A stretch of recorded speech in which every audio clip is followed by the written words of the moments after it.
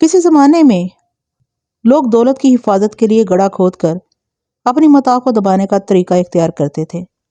یہ صورتحال بنی آدم کو آج بھی بے چین کیے ہوئے ہے۔ زمین میں دبی مایا انسان کو کس قدر بے مایا کر دیتی ہے، اس کا حساب ملک صفدر حیات کے اس کارنامے کو سن کر ہوگا۔ چند مجبور اور بے بس انسانوں کا اذیت بھرا احوال۔ السلام علیکم، میرا نام ہے سعدی اور آپ دیکھ رہے ہیں صادق لائبریری۔ آپ کی حوصلہ افزائی کا بہت بہت شکریہ۔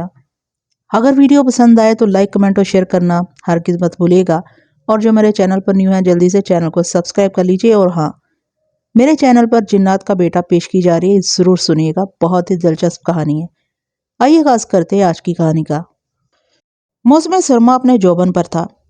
ایک صبح میں حسب معمول تیار ہو کر تھانے پہنچا تو پتہ چلا نزدیکی گاؤں سے ایک بوڑھی عورت مجھ سے ملنے آئی ہے۔ میں نے فوراً مذکورہ ضعیف عورت کو اپنے کمرے میں بلا لیا۔ مجھے دی جانے والی اطلاع کے مطابق اس عورت کا نام اللہ رکھی تھا اور وہ موضع وزیر کوٹ سے آئی تھی۔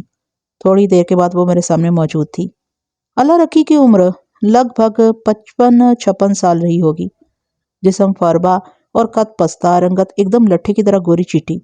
میں نے بڑے نرم لہجے میں اسے بیٹھنے کے لیے کہا، پھر پوچھا، چاچی آپ وزیر کوٹ سے اکیلی یہاں آئی ہو؟ ان دنوں میری تعیناتی ضلع گوجرانوالہ کی تحصیل حافظ آباد کے ایک تھانے میں تھی۔ مجھے اس تھانے میں تعینات ہوئے بمشکل 4-5 ماہ ہوئے تھے۔ مذکورہ تھانہ حافظ آباد پنڈی بھٹیاں روڈ پر واقع تھا۔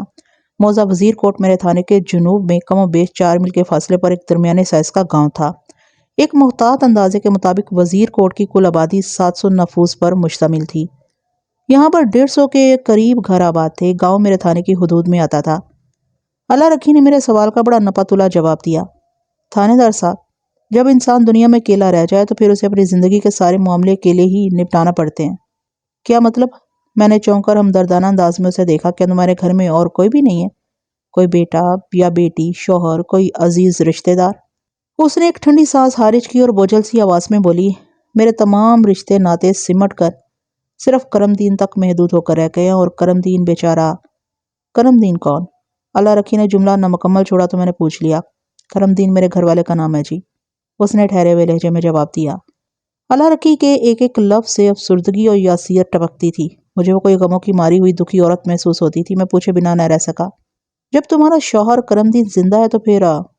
وہ زندہ ہے، اس میں کسی شک و شبے کی گنجائش نہیں، وہ دکھی لہجے میں بولی، لیکن وہ زندگی کے متحرک معاملات میں میرا ساتھ نہیں دے سکتا، اس لیے میں اکیلی ہی صبح ایک تانگے پر سوار ہو کر آپ کے پاس آئی ہوں۔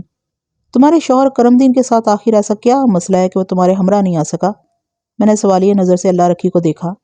تھانے دار پتر، آپ اس تھانے میں نئے آئے ہو، اس لیے چاچی اللہ رکھی کے حالات و معاملات کی آپ کو خبر نہیں، وہ گرم شال کو سیدھا کرتے ہوئے بولی۔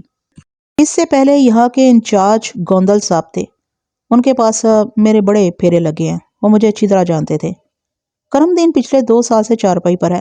جوان بیٹی کی موت کا صدمہ اسے برداشت نہیں ہوا اور فالج نے حملہ کر دیا۔ اب کھانے پینے سے لے کر رفع حاجت تک اسے میرے سہارے کی ضرورت ہے۔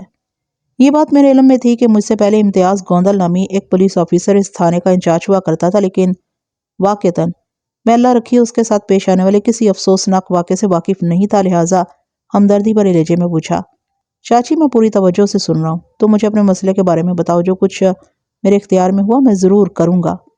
اللہ تمہارا بھلا کرے پتر، وہ امید بھری نظر سے مجھے دیکھتے ہوئے بولی، ابھی جو پریشانی مجھے آپ کے پاس لے کر آئی اسے سمجھنے کے لیے ضروری ہے کہ میں آپ کو اپنے پچھلے حالات کے بارے میں بتاؤں۔ ٹھیک ہے، آپ بتائیں، میں نے اس کے چہرے پر نگاہ جماتے ہوئے کہا، میں سن رہا ہوں۔ میری وجہ سے آپ کا کوئی ضروری کام تو نہیں رک جائے گا نا؟ نہیں چاچی، میں نے نفی میں گردن ہلائی، میرے پاس آنے والا ہر سائل بہت اہم ہوتا ہے اور اس کے کام کو میں ضروری سمجھتا ہوں۔ آج کے دن کا آغاز تمہارے مسئلے سے ہو رہا ہے، تم شروع ہو جاؤ بے دھڑک۔ وہ شروع ہو گئی۔ اللہ رکی کا کہنا درست تھا، اس کے حالیہ مسئلے کو حل کرنے کے لیے ماضی کے واقعات میں جھانکنا بہت ضروری تھا۔ اس روز اللہ رکی نے مجھے جو بپتا سنائی اس میں سے غیر ضروری باتوں کو حذف کر کے میں خلاصہ آپ کی خدمت پہ پیش کرتا ہوں تاکہ میرے ساتھ آپ بھی اس واقعے کے پس منظر سے واقف ہو جائیں۔ وزیر کوٹ سے سیدھا جنوب میں جائیں تو 2 میل کے بعد ایک گاؤں رحیم آباد آتا تھا۔ ان دنوں دیہاتوں کی زرعی اراضی آپس میں ملی ہوئی تھی، اس طرح کے وزیر کوٹ سے آدھے میل تک وزیر کوٹ کی زمین تھی اور اس کے بعد لگ بھگ 1.5 میل تک رحیم آباد کی اراضی تھی۔ یہ دونوں گاؤں ایک نہر کے کنارے پر واقع تھے جو شمال سے جنوب کی طرف بہتی تھی۔ یہی نہر میرے تھانے کے قریب سے بھی گزرتی تھی۔ اللہ رکھی اپنے شوہر کرم دین اور اکلوتے بیٹے عارف محمود کے ساتھ وزیر کوٹ کے کھلے ڈلے گھر میں رہتی تھی۔ ان کی 10 ایکڑ زمین تھی جو وزیر کوٹ کی اراضی کے آخری کنارے پر واقع تھی۔ اس حد کی دوسری طرف ایک زمیندار احمد حسن کی 20 ایکڑ زمین تھی۔ یہ دونوں کے تاتے اراضی آپس میں پہلو با پہلو جڑے ہوئے تھے۔ احمد حسن ہر لحاظ سے کرم دین کی بنسبت ایک بڑا اور طاقتور زمیندار تھا۔ گاؤں دیہات میں انسان کی عزت و طاقت کا حساب اور بے شمار اس کی زمین کی وسعت سے کیا جاتا ہے، اور طاقت کی ایک خاصیت یہ بھی ہے کہ وہ انسان کو چین سے بیٹھنے نہیں دیتی۔ سو احمد حسن بھی بڑا بے چین تھا۔ احمد حسن کی نظر اور دانت کرم دین کی زمین پر لگے ہوئے تھے۔ اس نے کھلے ڈلے الفاظ میں کئی مرتبہ اچھی پیشکش بھی کی تھی۔ وہ کرم دین کو مارکیٹ ویلیو سے کافی بڑھا کر قیمت ادا کرنے کو تیار تھا، لیکن کرم دین ایک مرتبہ بھی لالچ میں نہیں آیا۔ اس نے احمد حسن کی اچھی سے اچھی آفر بھی ٹھکرا دی۔ کسی زمانے میں وزیر کوٹ اور رحیم آباد کی زرعی اراضی دونوں گاؤں کے درمیان 1 میل کے فاصلے پر پھیلی ہوا کرتی تھی، لیکن یہ 10-15 سال پہلے کی بات تھی۔ پھر رحیم آباد کے زمینداروں نے زیادہ رقم کی پیشکش کر کے بالفاظ دیگر لالچ دے کر وزیر کوٹ کے زمینداروں سے اراضی خریدنا شروع کر دی۔ پچھلے 10-15 سال سے جاری اس سلسلے کا نتیجہ یہ برآمد ہوا کہ دونوں گاؤں کے بیچ اراضی کا تناسب 1/4 اور 3/4 رہ گیا۔ یعنی وزیر کوٹ کی اراضی محض ½ میل اور رحیم آباد کی زمین 1.5 میل تک وسیع۔ احمد حسن اور کرم دین کے درمیان اٹھنے والا تنازع بھی اسی سلسلے کی کڑی ثابت ہوا۔ کرم دین کے مسلسل انکار نے احمد حسن کے اندر ایک ضد کو جگا دیا۔ وہ ویسے بھی خود کو کرم دین سے بڑا اور طاقتور زمیندار سمجھتا تھا۔ اسے اپنی ہتک اور بے عزتی کا احساس ہوا۔ وہ ایک غسیلہ اور انا پرست زمیندار تھا۔ اس پر ضد سوار ہو گئی کہ چاہے کچھ بھی ہو وہ کرم دین کو زمین بیچنے پر مجبور کر دے گا۔ پھر اس ضد میں احمد حسن کے دونوں بیٹے بھی کود پڑے۔ بڑا بیٹا ساجد حسن کوئی 30 سال کا تھا، جبکہ اس سے چھوٹے بیٹے ماجد حسن کی عمر 27 سال رہی ہوگی۔ کاشتکاری کے جملہ امور یہی دونوں بھائی دیکھا کرتے تھے۔ دوسری جانب کرم دین اور اس کا اکلوتا بیٹا عارف محمود اپنی اراضی میں کھیتی باڑی کرتے تھے۔ کرم دین 60 کے ہندسے کو چھونے والا تھا، لہٰذا عارف طاقت اور زور والے سارے کام خود ہی کیا کرتا تھا۔ باپ کو صرف نگرانی اور ضروری اصلاح و مشورے کے لیے ساتھ رکھتا تھا۔ احمد حسن اینڈ سنز کی جانب سے ہلکی پھلکی چھیڑ چھاڑ کا آغاز ہوا۔ کرم دین اینڈ سن چند روز تک زبانی کلامی مداخلت کو برداشت کرتے رہے، پھر آئے روز ہاتھا پائی ہونے لگی۔ یہ معاملہ دست و گریبان کچھ آگے بڑھا تو ایک روز نوبت جان لیوا واقعے تک جا پہنچی۔ اس دن کرم دین کھیتوں میں موجود نہیں تھا۔ وہ ہوتا تو شاید اس فتنے کو زیادہ آگے نہ بڑھنے دیتا۔ اسے چاہے کچھ بھی کرنا پڑتا، وہ اس خونی واقعے کو رونما نہیں ہونے دیتا۔ ان دونوں بھائیوں کی طرف سے شرارت کا آغاز ہوا تو عارف زیادہ دیر تک برداشت نہ کر سکا۔ وہ 25 سال کا ایک گبرو جوان تھا۔ اس کے خون نے جوش مارا تو وہ ہر مصلحت کو بالائے طاق رکھ کر ساجد حسن اور ماجد حسن سے بھیڑ گیا۔ اس لڑائی بھڑائی کا نتیجہ بڑا ہی خوفناک برآمد ہوا۔ عارف محمود کو اسی کے کھیتوں میں موت کے گھاٹ اتار دیا گیا۔ اس صدمے کا سب سے زیادہ اثر کرم دین نے لیا۔ اس پر فالج کا خطرناک حملہ ہوا اور وہ چارپائی کا ہو کر رہ گیا۔ پچھلے 2 سال سے وہ چارپائی پر مفلوج زندگی گزارا تھا۔ ان نامساعد حالات میں اللہ رکھی نے کسی مرد سے بھی زیادہ ہمت اور حوصلے کا مظاہرہ کیا۔ وہ ایک طرف مفلوج خاوند کی مکمل دیکھ بھال کر رہی تھی تو دوسری جانب وہ اپنے جوان بیٹے کے قاتل کو کیفری کردار تک پہنچانے کے لیے بھی چارہ جوئی میں لگی ہوئی تھی۔ یہ تگ و دو اگر اس نے کسی انسان قدر شناس ملک میں کی ہوتی تو یقیناً آئرن لیڈی کے خطاب سے نوازی جاتی۔ اس مشکل وقت میں جس حد تک ممکن تھا تھانہ انچارج امتیاز گوندل نے اس کا ساتھ دیا، لیکن گوندل کوئی بہت دبنگ تھانے دار نہیں تھا۔ وہ اپنے افسران سے لڑنا نہیں جانتا تھا اور احمد حسن نے اوپر سے سورس لگا کر ڈوریاں ہلائی ہوئی تھیں۔ اس امر میں کسی شک و شبہے کی گنجائش نہیں تھی کہ عارف محمود کا قاتل احمد حسن کا چھوٹا بیٹا ماجد حسن تھا۔ اس کے چھوٹنے کے امکانات تو صفر کے برابر تھے۔ احمد حسن کی ساری کوشش اس بات کے لیے تھی کہ اس کا لخت جگر پھانسی چڑھنے سے بچ جائے۔ یہ کیس عدالت میں لگ بھگ 1.5 سال چلا ہوگا، پھر عدالت نے اپنا فیصلہ سنا دیا۔ ماجد حسن 10 سال کی سزا یعنی قید بمشقت پا کر جیل چلا گیا تھا۔ مقدمے بازی آج کل کی ہو یا ماضی کی، یہ شاہوں کو گدھا بنا دیتی ہے۔ پولیس تھانہ کوٹ کچہری کوئی آسان کام نہیں، ایک ایک قدم پر ہرچا کرنا پڑتا ہے۔ اس کیس کو نتیجہ خیز بنانے کے لیے اللہ رکھی جواں مرضی سے بھاگ توڑ تو کر ہی رہی تھی، اس کے علاوہ بھی اسے بہت ساری قربانیاں دینا پڑیں۔ نمبر 1، اس نے دونوں گاؤں کی حد سے لگی ہوئی اپنی 10 ایکڑ زمین کو وزیر کوٹ کے ہی ایک بڑے زمیندار مہر سلیم کے ہاتھ فروخت کر کے گاؤں کے ساتھ واقع 5 ایکڑ قطع اراضی خرید لیا۔ اس طرح وسیلہ روزگار بھی کسی حد تک اس کے ہاتھ میں رہا اور مقدمے بازی کے لیے اچھی خاصی رقم بھی مل گئی۔ زمین کے بعد ڈھور ڈنگر کی باری آئی۔ ان لوگوں کے پاس 4 صحت مند اور اچھا خاصا دودھ دینے والی بھینسیں تھیں۔ اللہ رکھی نے ایک رکھ کر 3 فروخت کر دی۔ اسی طرح بیلوں کی جوڑی اور دیگر مال مویشی بھی اس نے بیچ ڈالے۔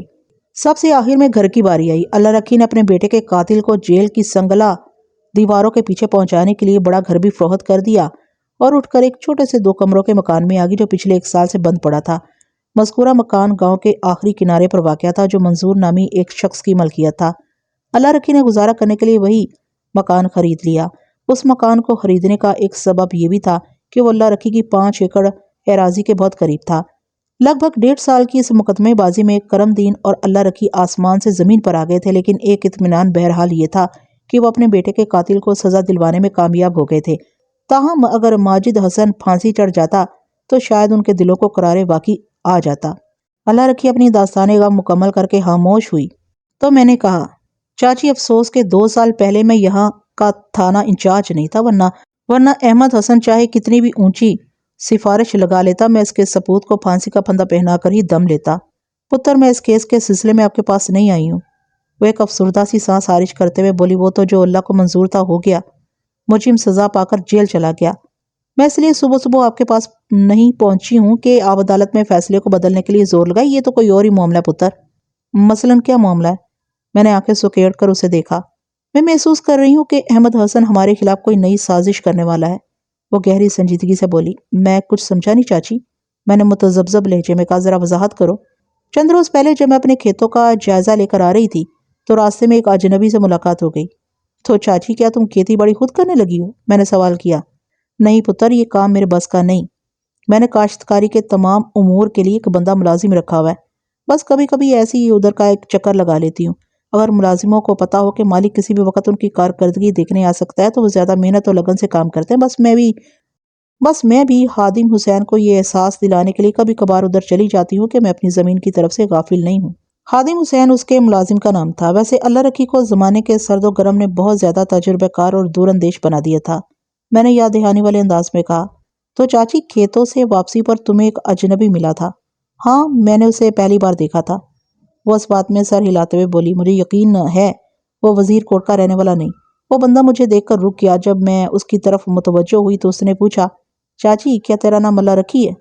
ہاں، میں ہی اللہ رکھی ہوں، میں نے جواب دیا۔ پر تم کون ہو بھائی؟ اس نے میرے سوال کا جواب نہیں دیا اور میرے گھر کی طرف اشارہ کرتے ہوئے بولا، تم اس مکان میں رہتی ہو نا؟ مجھے اس اجنبی شخص کا انداز عجیب سا لگا۔ میں نے گھور کر اسے دیکھا اور پوچھا، بھائی تم ہو کون اور میرے بارے میں یہ کس قسم کی تفتیش کرتے پھر رہے ہو؟ چاچی میرا نام اشفاق ہے، ڈاکٹر اشفاق۔ مجھے تم سے تمہارے گھر کے بارے میں کوئی ضروری بات کرنا ہے۔ اس وقت میں اپنے گھر سے کچھ زیادہ فاصلے پر نہیں تھی۔ میں نے اس اجنبی ڈاکٹر کو سرتاپا تنقیدی نظر سے دیکھا اور معتدل انداز پہ کہا، ہاں تو ڈاکٹر صاحب آپ کو کیا بات کرنا ہے؟ یہ جان کر کہ وہ ایک ڈاکٹر ہے میرے لہجے میں احترام کا عنصر شامل ہو گیا تھا۔ اس نے ایک مرتبہ پھر میرے مکان کی طرف اشارہ کیا، چاچی میں تمہارے مکان میں اسپتال کھولنا چاہتا ہوں۔ میرے گھر میں اسپتال؟ میں نے چونک کر اس کی طرف دیکھا، یہ تم کیا کہہ رہے ہو؟ میرا تعلق حافظ آباد سے ہے، لیکن میں نے لاہور سے ڈاکٹری پڑھی ہے۔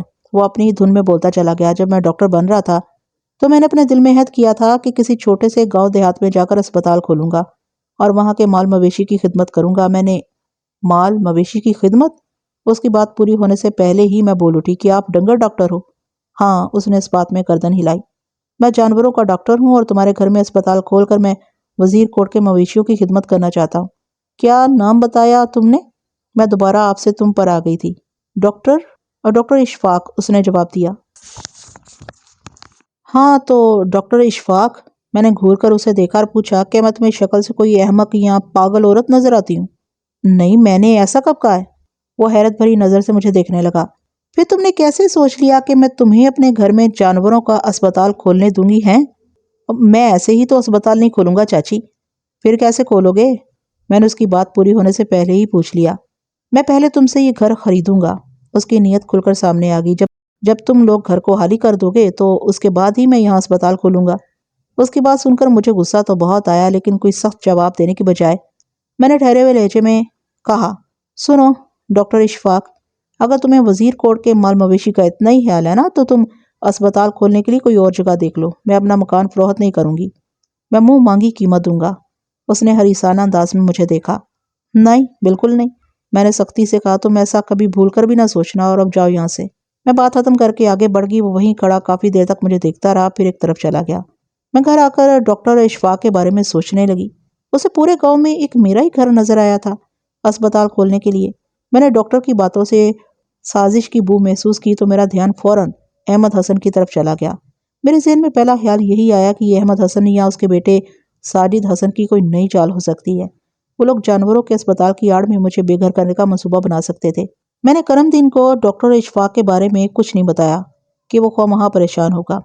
پچھلے 15 دن میں ڈاکٹر اشفاق کوئی 3 بار مختلف ہیلوں بہانوں سے مجھ سے مل چکا ہے اور ہر بار اس نے مکان بیچنے اور اسپتال کھولنے کی بات کی ہے، لیکن ہر دفعہ میں نے اسے صاف انکار کر دیا۔ اب 5-6 دن سے وہ مجھے نظر نہیں آیا۔ میں نے یہ سوچا کہ ہو سکتا ہے وہ مجھ سے مایوس ہو کر واپس چلا گیا ہو، لیکن ایسا نہیں ہے تھانے دار پتر۔ وہ ایک مرتبہ پھر رکی اور تشویش بھری نظر سے مجھے دیکھتے ہوئے مستفسر ہوئی۔ آپ کو کیا لگتا ہے تھانے دار پتر، اس ڈاکٹر کے منصوبے کے پیچھے احمد حسن کی کوئی خفیہ چال ہو سکتی ہے نا؟ تمہارے شک میں اچھا خاصا وزن ہے چاچی، میں نے گمبھیر انداز میں کہا۔ اس ڈاکٹر کی شکل میں احمد حسن تمہیں اور تمہارے مفلوج شوہر کو تنگ کرنے کی کوشش کر سکتا ہے، یہ کام بعید الامکان نہیں ہے۔ تو مجھے ڈاکٹر اشفاق کے مایوس نہ ہونے کے بارے میں کچھ بتا رہی تھی کہ ایسا نہیں ہو سکتا ہے کہ جب بھی تمہاری اس سے ملاقات ہو تم اسے پکڑ کر میرے پاس لے آؤ؟ آپ اس کا اچار ڈالیں گے؟ وہ سرسری انداز میں پوچھ بیٹھی۔ اچار ممکن نہ ہوا تو مربع ڈال لوں گا، میں نے بھی اسی کے انداز میں جواب دیا۔ اور کچھ نہ ہو سکا تو اس کی چٹنی تو بنا ہی لوں۔ ویسے میں نے تھوڑا توقف کر کے گہری سنجیدگی سے کہا، میں نے ایک خاص مقصد سے اسے یہاں لانے کی بات کی ہے۔ خاص مقصد؟ وہ سوالیہ نظر سے مجھے تکنے لگی۔ میں نے وضاحت کرتے ہوئے کہا، تم اسے یہ لالچ دے سکتی ہو کہ تم مکان بیچنے پر تو تیار ہو، لیکن وہ چونکہ ایک اجنبی آدمی ہے لہٰذا تم اس پر بھروسہ نہیں کر سکتی۔ ہاں البتہ اگر وہ تمہارے ساتھ تھانے آ کر میری موجودگی میں خرید و فروخت کے معاملات طے کرے تو تم اس کی بات ماننے کے لیے تیار ہو، اور جب وہ یہاں آ جائے گا تو میں نے لمحاتی توقف کر کے بڑی گہری نظر سے چاچی اللہ رکھی کو دیکھا، پھر اپنی بات مکمل کرتے ہوئے کہا، پھر میں اسے اچھی طرح گھس کر دیکھ لوں گا کہ کیا وہ واقعی ایک ڈنگر ڈاکٹر ہے یا احمد حسن کے اشاروں پر ناچنے والا کوئی کٹ پتلا۔ یہی تو مجھے مشکل نظر آ رہا ہے پتر، وہ تشویش بھرے انداز میں بولی۔ جب وہ پتر کا لفظ ادا کرتی تو اس میں بڑی اپنائیت اور خلوص کا احساس ہوتا تھا، یوں لگتا تھا جیسے میری سگی ماں مجھے پکار رہی ہو۔ مشکل کیسی چاچی؟ میں نے سوالیہ نظر سے اس کی طرف دیکھا۔ وہ وضاحت کرتے ہوئے بولی، میں نے ڈاکٹر اشفاق کے مایوس ہونے کی جو بات کی تھی نا، اسی بنا پر یہ کہہ رہی ہوں کہ اسے پکڑ کر آپ کے پاس لانا مشکل ہوگا۔ وہ پچھلے 5 دن سے مجھے وزیر کوٹ میں نظر نہیں آیا اور اب تو ایک نیا ہی سلسلہ شروع ہو گیا ہے۔ بات کے اختتام پر وہ خوفزدہ نظر سے مجھے دیکھنے لگی۔ کیسا سلسلہ چاچی؟ اس کی کیفیت کو دیکھتے ہوئے میں نے الجھن زدہ لہجے میں پوچھا۔ یہ پرسوں صبح کی بات ہے، وہ سراسیمہ انداز میں وضاحت کرتے ہوئے بولی۔ میں سو کر اٹھی تو گھر کے صحن میں مسور کی دال بکھری نظر آئی۔ پورا صحن سرخ ہو رہا تھا، یوں محسوس ہوتا تھا رات کو کسی نے بڑے اطمینان سے صحن میں مسور کی دال کا چھڑکاؤ کر دیا ہو۔ یہاں تک بتانے کے بعد وہ رکی اور ایسی نظر سے مجھے دیکھنے لگی جیسے میں اس کی تائید میں کچھ کہوں گا، لیکن میں نے اس کی توقع پر پانی پھیرتے ہوئے گہری سنجیدگی سے پوچھا، پھر کل رات کی بات ہے؟ وہ خوفزدہ انداز میں بولی۔ آدھی رات کے بعد اچانک ایک عجیب سی آواز سن کر میری آنکھ کھل گئی۔ وہ آواز میرے گھر کے صحن کی طرف سے آ رہی تھی، یوں محسوس ہوتا تھا کسی جانور کو بڑی بے دردی سے ذبح کیا جا رہا ہو۔ مجھے فوراً اپنی بھینس کا خیال آ گیا، حالانکہ میں نے بھینس کو سردی سے بچانے کے لیے صحن کی بجائے برابر والے کمرے میں باندھا ہوا تھا۔ میں اپنے کمرے سے نکل کر بھینس والے کمرے میں پہنچی۔ میری بھینس ایک دیوار کے ساتھ لگی بڑے سکون سے بیٹھی سو رہی تھی۔ میں چند لمحات تک بڑی تشویش بھری نظر سے اسے دیکھتی رہی۔ جب بھینس کے ساتھ کوئی گڑبڑ نظر نہ آئی تو میں صحن میں نکل آئی۔ وہاں بھی سب کچھ معمول کے مطابق تھا۔ تھوڑی دیر تک صحن کا جائزہ لینے کے بعد میں کمرے میں آ کر بستر پر لیٹ گئی۔ مجھے بستر پر لیٹے چند منٹ ہی ہوئے ہوں گے کہ دوبارہ ذبح ہوتے ہوئے جانور کے ٹکرانے کی آواز آنے لگی۔ اس صورتحال نے مجھے بری طرح الجھا دیا، لیکن میں نے حوصلہ نہیں ہارا اور تھوڑی دیر کے بعد باہر جا کر دیکھنے لگی۔ جب میں صحن میں آ کر ماحول کا جائزہ لیتی تو سب کچھ ٹھیک ٹھاک نظر آتا، اور جب بستر پر جا کر لیٹتی تو پھر وہ مخصوص آواز سنائی دینے لگتی۔ سمجھے کہ صبح کی اذان تک، یعنی کہ صبح سے اس کی مراد اذان فجر تھی۔ میں نے بڑی پریشانی میں وقت گزارا۔ جب مسجد میں مولوی صاحب نے اذان دی تو اس کے بعد ہی منحوس آواز سے چھٹکارا ملا تھا۔ وہ بات ختم کر کے امید بھری نظر سے مجھے تکنے لگی۔ میں اللہ رکھی کی ذہنی کیفیت اور مخصوص طرز سوچ کو تو اچھی طرح سمجھ گیا تھا۔ وہ ان پر اسرار واقعات کو کسی جادوئی انداز کی کہانی کے رنگ میں خیال کر رہی تھی، لیکن پھر بھی اس کی زبان سے سننے کے لیے میں نے تصدیقی لہجے میں پوچھ لیا، چاچی ان واقعات سے تم نے کیا نتیجہ اخذ کیا ہے؟ سیدھی سی بات ہے تھانیدار پتر، وہ بڑے اعتماد سے بولی، جب گھی سیدھی انگلی سے نہیں نکلا تو احمد حسن انگلی ٹیری کر کے یہ اوچھے اور ناپاک ہتھ کنڈے آزما رہا ہے۔ یہ سیدھا سیدھا سفلی کا چکر ہے پتر۔ احمد حسن کسی گندے عمل کرنے والے سے مجھ پر اور میرے گھر پر کالا جادو کرا رہا ہے تاکہ ان خوفناک واقعات سے میرے دل میں دہشت بیٹھ جائے اور میں اس گھر کو فروخت کرنے کے لیے تیار ہو جاؤں۔ میں ان باتوں پر یقین نہیں رکھتا چاچی، میں نے ٹھوس لہجے میں کہا۔ آپ کا مطلب ہے میں جھوٹ بول رہی ہوں؟ وہ عجیب سی نظر سے مجھے دیکھتے ہوئے بولی۔ ایسا کوئی واقعہ پیش نہیں آیا جو کچھ میں نے آپ کے سامنے بیان کیا۔ یہ میرے کہنے کا مقصد نہیں تھا چاچی، میں نے بدستور مستحکم انداز میں کہا۔ مسور کی دال و ذبح ہوتے ہوئے جانور کی آواز یقیناً تم نے سنی ہوگی، لیکن میں سمجھتا ہوں ان واقعات کا تعلق کسی کالے پیلے نیلے یا لال علم سے نہیں۔ تو پھر یہ سب کیا تھا؟ وہ بے یقینی سے مجھے دیکھنے لگی۔ میں نے اس کی تسلی کے لیے وضاحت ضروری سمجھی اور سمجھانے والے انداز میں کہا، دیکھو چاچی، جیسا کہ تمہارے ذہن میں بھی ہے کہ احمد حسن کسی سازش کے تحت یہ مکان ہتھیا کر تمہیں بے گھر کرنا چاہتا ہے۔ جب ڈاکٹر اور اسپتال والی چال ناکام ہو گئی تو اب وہ کسی عامل کامل کی مدد سے تم پر سفلی وغیرہ کرا رہا ہے تاکہ تمہارے دل میں ڈر بیٹھ جائے اور تم جلد از جلد یہ گھر خالی کرنے پر آمادہ ہو جاؤ۔ یہ پراسرار آواز اسی سلسلے کی کڑیاں ہیں۔ میں بھی مانتا ہوں کہ یہ تمام تر واقعات اسی سلسلے کی کڑیاں ہیں، لیکن میں کسی جادو وادو کو نہیں مانتا۔ یہ سب کچھ دانستہ اور سوچے سمجھے منصوبے کے تحت کیا جا رہا ہے تاکہ تم اسے سفلی اور جادو ٹونا سمجھ کر خوفزدہ ہو جاؤ، اور ایسا ہو بھی رہا ہے۔ گویا تمہارا دشمن اپنے مقصد میں پوری طرح کامیاب جا رہا ہے۔ آپ کی بات ماننے کو دل تو نہیں چاہ رہا تھانے دار صاحب، وہ متذبذب نظر سے مجھے دیکھتے ہوئے بولی، لیکن تھوڑی دیر کے لیے اگر فرض کر لو کہ آپ ہی ٹھیک کہہ رہے ہیں تو پھر پچھلی رات والے واقعے کے بارے میں آپ کیا کہیں گے؟ میں نے چونک کر اس کی طرف دیکھا۔ پچھلی رات کو کیا ہوا ہے؟ اس نے چند لمحات تک ایک ٹک سہمی ہوئی نظر سے مجھے دیکھا، پھر بتانے لگی، کل رات کی طرح پچھلی رات بھی مجھے جانور کے ٹکرانے کی آوازیں سنائی دیتی رہیں، لیکن میں نے ایک بار بھی اٹھ کر یہ دیکھنے کی کوشش نہیں کی کہ باہر صحن میں کیا ہو رہا ہے۔ اور جب آج صبح میں حسب معمول اپنے کمرے سے نکلی تو صحن کی حالت کو دیکھ کر میرا دماغ گھوم گیا۔ وہ ایک جھجری لے کر خاموش ہوئی تو میں نے بے تابی سے پوچھا، صحن کی حالت کو کیا ہوا تھا چاچی؟ صحن کے درمیان ٹالی والے درخت کے نیچے خون ہی خون پھیلا ہوا ہے۔ ایک بڑی سی لکڑی بھی خون سے رنگی ہوئی وہاں پڑی ہے جیسے قصابوں کے پاس ہوتی ہے۔ وہ اس لکڑی پر رکھ کر گوشت کے ٹکڑے کاٹتے ہیں۔ اس لکڑی کے قریب ہی 2 بڑے سائز کی خون آلود چھریاں اور ایک رسی بھی رکھی ہوئی ہے۔ رسی بھی خون میں لتھڑی ہوئی ہے۔ صاف نظر آتا ہے کہ وہاں کسی جانور کو ذبح کیا گیا ہے، لیکن وہ جانور یا اس کی ایک بوٹی بھی کہیں دکھائی نہیں دے رہی۔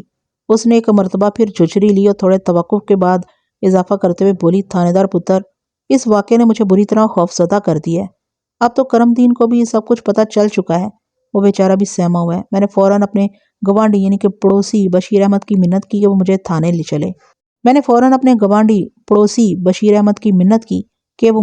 لے چلے۔ بشیر کوچوانی کرتا ہے۔ اس اللہ کے بندے نے میری بات مان لی اور اپنے تانگے میں بٹھا کر مجھے یہاں لے آیا۔ وہ اس وقت بھی تھانے کے احاطے کے باہر موجود ہے۔ آپ کو فوراً میرے ساتھ وزیر کوٹ جانا ہوگا تھانے دار پتر۔ وہ تقریباً آدھے گھنٹے سے میرے پاس بیٹھی اپنی بپتا سنا رہی تھی، اور اس دوران میں ایک لمحے کے لیے بھی مجھے محسوس نہیں ہوا تھا کہ اسے کسی کام کی جلدی ہو۔ اس کے چہرے، آنکھوں یا گفتگو سے بھی یہ اندازہ نہیں ہوتا تھا کہ وہ حد درجہ پریشان ہو، اور اب وہ اچانک ہی بہت زیادہ افراتفری میں نظر آنے لگی تھی۔ میں نے اس حوالے سے سوال کیا تو اس نے کہا، تھانے دار پتر، عارف کی ناگہانی موت کے بعد سے اب تک میں نے جو کٹھن وقت گزارا ہے اس نے مجھے بہت کچھ سکھا دیا ہے۔ ایک بات یہ بھی میرے تجربے میں آئی ہے کہ آپ کو جس شخص سے کوئی مدد یا تعاون حاصل کرنا ہو اسے سب کچھ اطمینان سے سمجھانا چاہیے تاکہ وہ بھرپور انداز میں آپ کی مدد کر سکے۔ اگر گوندل صاحب اس تھانے کے انچارج ہوتے تو میں چھوٹتے ہی اپنی پریشانی بتا دیتی۔ وہ میرے پس منظر سے واقف تھے، لیکن پتر تھانے دار، میں نے بڑی مشکل سے اس کو سنبھال کر آپ کو یہ ساری تفصیل اس لیے سنائی ہے کہ بعد میں کوئی الجھن یا پریشانی پیدا نہ ہو۔ میرا کیس تو آپ سمجھ ہی گئے ہوں گے۔ اب اگر آپ میرے ساتھ چل کر جائے وقوع دیکھ لیں تو بڑی مہربانی ہوگی۔ تھانے کے باہر بشیر کوچوان اپنے تانگے سمیت موجود تھا۔ میں نے کانسٹیبل وحید کو اپنے ہمراہ جانے کے لیے تیار کیا اور اللہ رکھی کی معیت میں وزیر کوٹ کی جانب روانہ ہو گیا۔ جب ہم وزیر کوٹ میں داخل ہوئے تو دوپہر ہو چکی تھی۔ خنک موسم نے دوپہر کے مخصوص اثرات کو فضا اور ماحول پر مرتب نہیں ہونے دیا تھا۔ ہلکی ہلکی دھوپ ہر طرف پھیلی ہوئی تھی، تاہم اس کی تمازت میں بڑی ٹھنڈک اور پھیکا بن تھا۔ مجموعی طور پر اس موسم کو خوشگوار اور زبردست کہا جا سکتا تھا۔ اللہ رکھی کا گھر گاؤں کے آخری کنارے پر واقع تھا۔ ہمارا تانگا وزیر کوٹ کے کلب سے گزر کر دوسرے سرے پر جا پہنچا اور پھر کوچوان بشیر نے تانگے کو ایک جگہ روک دیا۔ اس طرف لائن میں 8-10 گھر بنے ہوئے تھے۔ ایک مکان کی جانب اشارہ کرتے ہوئے اللہ رکھی نے بتایا، وہ جو نیلے دروازے والا مکان ہے نا، میں اسی میں رہتی ہوں۔ میں نے اس کے اشارے کے مطابق مذکورہ مکان کی طرف دیکھا۔ وہ بولی، جب 2-2.25 سال پہلے میں نے یہ مکان خریدا تھا تو اس طرف یہ اکیلا ہی بنا ہوا تھا۔ اس کے بعد دائیں بائیں نظر آنے والے مکان بعد میں بنے۔ ہم تانگے سے اتر کر اللہ رکی کے گھر کی طرف بڑھنے لگے۔ اس کا رواں تبصرہ جاری رہا۔ یہ گھر تقریباً 1 سال سے بند پڑا تھا۔ منظور احمد اس کو نہ تو بیچتا تھا اور نہ ہی کرائے پر کسی کو دیتا تھا۔ مسلسل 1 سال بند رہنے کی وجہ سے اس کی جو حالت ہو گئی ہوگی اس کا اندازہ آپ اچھی طرح لگا سکتے ہیں۔ بالکل بھوتوں کا آشیانہ لگتا تھا پتر۔ میں نے کئی دن کی محنت سے صفائی ستھرائی کر کے اسے رہنے کے قابل بنایا تھا۔ اب تو ماشاءاللہ یہ گھر لگتا ہے۔ ہمارے پہلے والے گھر کے مقابلے میں یہ کافی چھوٹا ہے، لیکن ہم دونوں بڈھا بڈھی کی ضرورت پوری کر رہا ہے۔ اللہ کا شکر ہے پتر تھانے دار۔ تھوڑی ہی دیر کے بعد کانسٹیبل وحید کے ہمراہ گھر کے اندر تھا۔ اللہ رکھی نے دروازے کو اندر سے کنڈی لگائی اور شیشم کے درخت کی جانب اشارہ کرتے ہوئے بولی، پتر سب کچھ تمہارے سامنے ہے، جائیں دیکھ لیں۔ میں نے آپ سے کوئی جھوٹ نہیں بولا تھا۔ میں فوراً جائے وقوع پر پہنچ گیا۔ وہاں کی حالت بالکل ویسی ہی تھی جیسی کہ اللہ رکھی نے تھانے میں بیان کی تھی۔ یوں محسوس ہوتا تھا شیشم کے درخت کے نیچے باقاعدہ کسی بڑے جانور مثلاً گائے، بھینس یا کسی بیل وغیرہ کو ذبح کیا گیا ہو۔ آلہ ذبح کاری اور آثار خونریزی سب کچھ موجود تھا، لیکن ذبح شدہ جانور کہیں دکھائی نہیں دیتا تھا۔ صورتحال واقعی کسی معمے سے کم نہیں تھی۔ جس دوران میں جائے وقوع کا معائنہ کر رہا تھا، اللہ رکھی کمرے میں سے ہمارے بیٹھنے کے لیے 2 موڑے اٹھا لائی تھی۔ میں نے بیٹھنے سے قبل اللہ رکھی کے گھر کا مکمل جائزہ لیا۔ وہ 4 مرلہ زمین پر بنا ہوا ایک چھوٹا سا مکان تھا۔ مکان کے پچھلے حصے میں 2 کمرے پہلو با پہلو بنے ہوئے تھے، جن میں سے ایک میں اللہ رکھی اپنے مفلوج حامد کے ساتھ رہتی تھی، جبکہ دوسرا اسٹور کا کام کر رہا تھا۔ اس کمرے میں مختلف نوعیت کے چھوٹے زرعی آلات بھی رکھے ہوئے تھے۔ اللہ رکھی کے بیان کے مطابق اس کی اکلوتی بھینس موسم سرما کی ٹھنڈی ٹھار راتیں اسی اسٹور روم کے کونے میں بسر کر رہی تھی۔ تاہم اس وقت مذکورہ بھینس باہر سین میں ایک دیوار کے ساتھ اپنی کنڈلی پر بندھی نظر آتی تھی۔ اس پر دھوپ بھی پڑ رہی تھی۔ 2 کمروں کے اور ان کے آگے بنے ہوئے مختصر سے برآمدے کے بعد جتنا بھی رقبہ بچتا وہ سمجھ لیں کہ گھر کا سین تھا۔ اسی سین کے وسط میں شیشم کا ایک سایہ دار کداور، جس کے نیچے وہ خونی واقعہ پیش آیا دکھائی دیتا تھا، جس کی خاطر اللہ رکھی مجھے تھانے سے اٹھا کر یہاں لائی تھی۔ اس خونی واقعے کا شکار کہیں نظر نہیں آ رہا تھا۔ میں نے گھر کے باہر بھی ادھر ادھر نگاہ دوڑا کر دیکھ لیا، لیکن کوئی سیرا ہاتھ نہ آیا۔ میں نے جائے وقوع کی ضروری کارروائی نپٹائی۔ اس کام میں کانسٹیبل وحید نے میری بھرپور مدد کی اور پھر میں اللہ رکھی کو لے کر ایک طرف بیٹھ گیا۔ ہم دونوں موڑوں پر ایک دوسرے کے روبرو بیٹھ چکے تو میں نے گہری سنجیدگی سے پوچھا، چاچی اس واقعے کے بارے میں تم نے میرے علاوہ اور کس کس کو بتایا ہے؟ کسی کو نہیں جی، وہ نفی میں گردن ہلاتے ہوئے بولی، آپ کے علاوہ صرف کرم دین کو پتہ ہے، اور وہ اللہ کا بندہ کسی کو کچھ بتانے کے قابل نہیں۔ اور بشیر کوچوان؟ میں نے معنی خیز انداز میں پوچھا، اسے نہیں بتایا تم نے؟ بالکل نہیں، وہ قطعیت سے بولی۔ اس نے پوچھا بھی نہیں کہ اتنی صبح تھانے جانے کی ضرورت کیوں پیش آ گئی؟ میں ہر حوالے سے اپنا اطمینان چاہتا تھا۔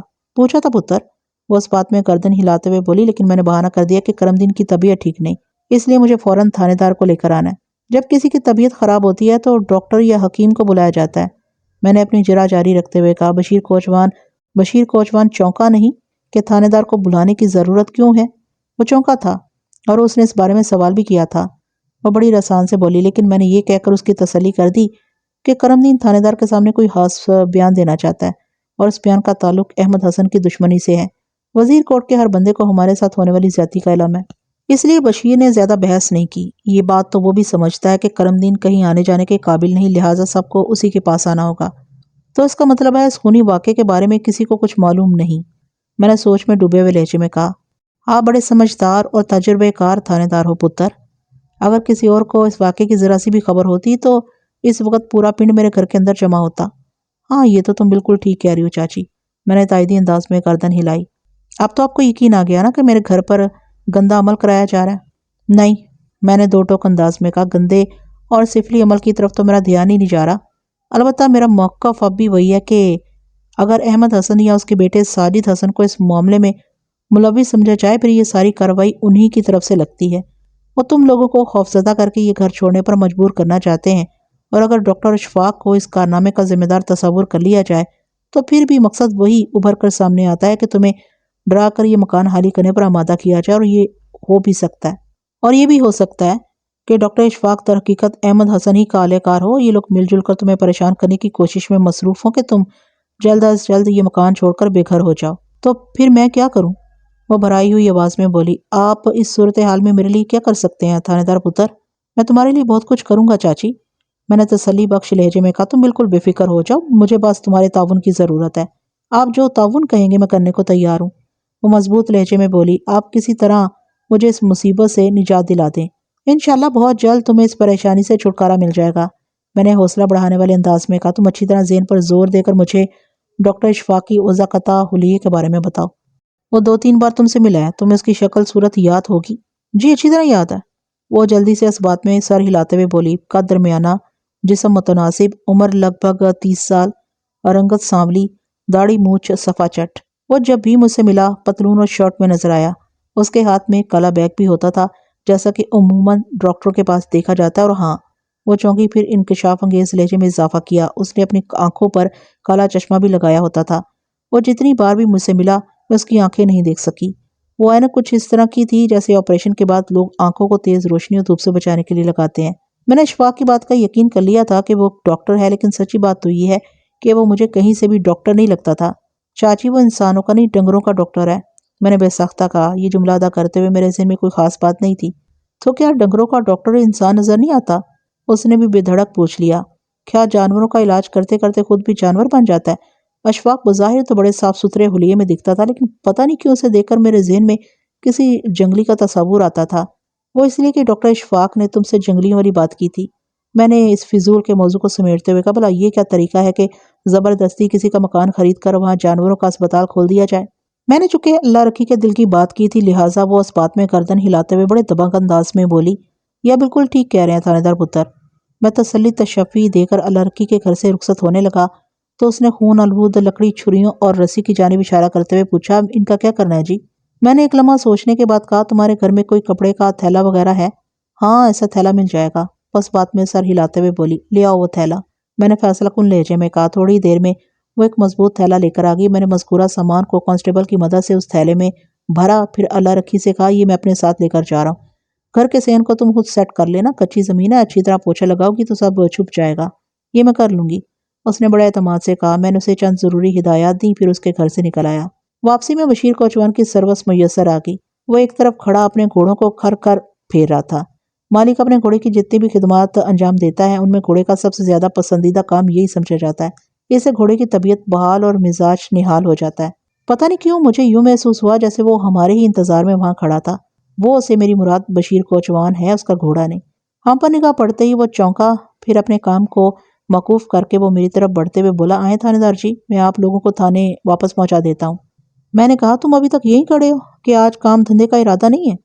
میں نے لگ بھگ 1 گھنٹہ اللہ رکی کے گھر میں گزارا تھا اور وہ جب سے وہیں پر موجود تھا ایسا لگتا تھا جیسے وہ دانستہ مجھے واپس پہنچانا چاہتا ہو۔ اس نے میرے سوال کے جواب میں بتایا، تھانے دار جی، میں بھی گھر سے آ رہا ہوں، کھانا کھانے کو گیا تھا۔ آدھا دن تو پہلے ہی سمجھے خرچ ہو گیا تھا۔ میں نے سوچا اتفاق سے گھر آیا ہوں تو کھانا بھی کھا لوں۔ اب تو رات ہی کو واپسی ہوگی۔ وہ لمحے بھر کو سانس لینے کے لیے متوقف ہوا، پھر اضافہ کرتے ہوئے بولا، آپ کو تھانے پہنچا کر نکلوں گا، جو بھی سواری ملے گی اٹھاؤں گا، یہی اپنا کام ہے جناب۔ زندگی بھر یہی کیا ہے، تانگا چلاتے ہوئے عمر گزر گئی، لیکن میں چاہتا ہوں میری اولاد کوئی ڈھنگ کا کام کرے۔ یہ تو بڑی اچھی سوچ ہے بشیر احمد، میں نے سراہنے والے انداز میں کہا، انسان کو خوب سے خوب تر کے بارے میں سوچنا چاہیے، تمہارے خیالات جان کر مجھے بڑی خوشی ہوئی ہے۔ وہ میرا شکریہ ادا کرنے لگا۔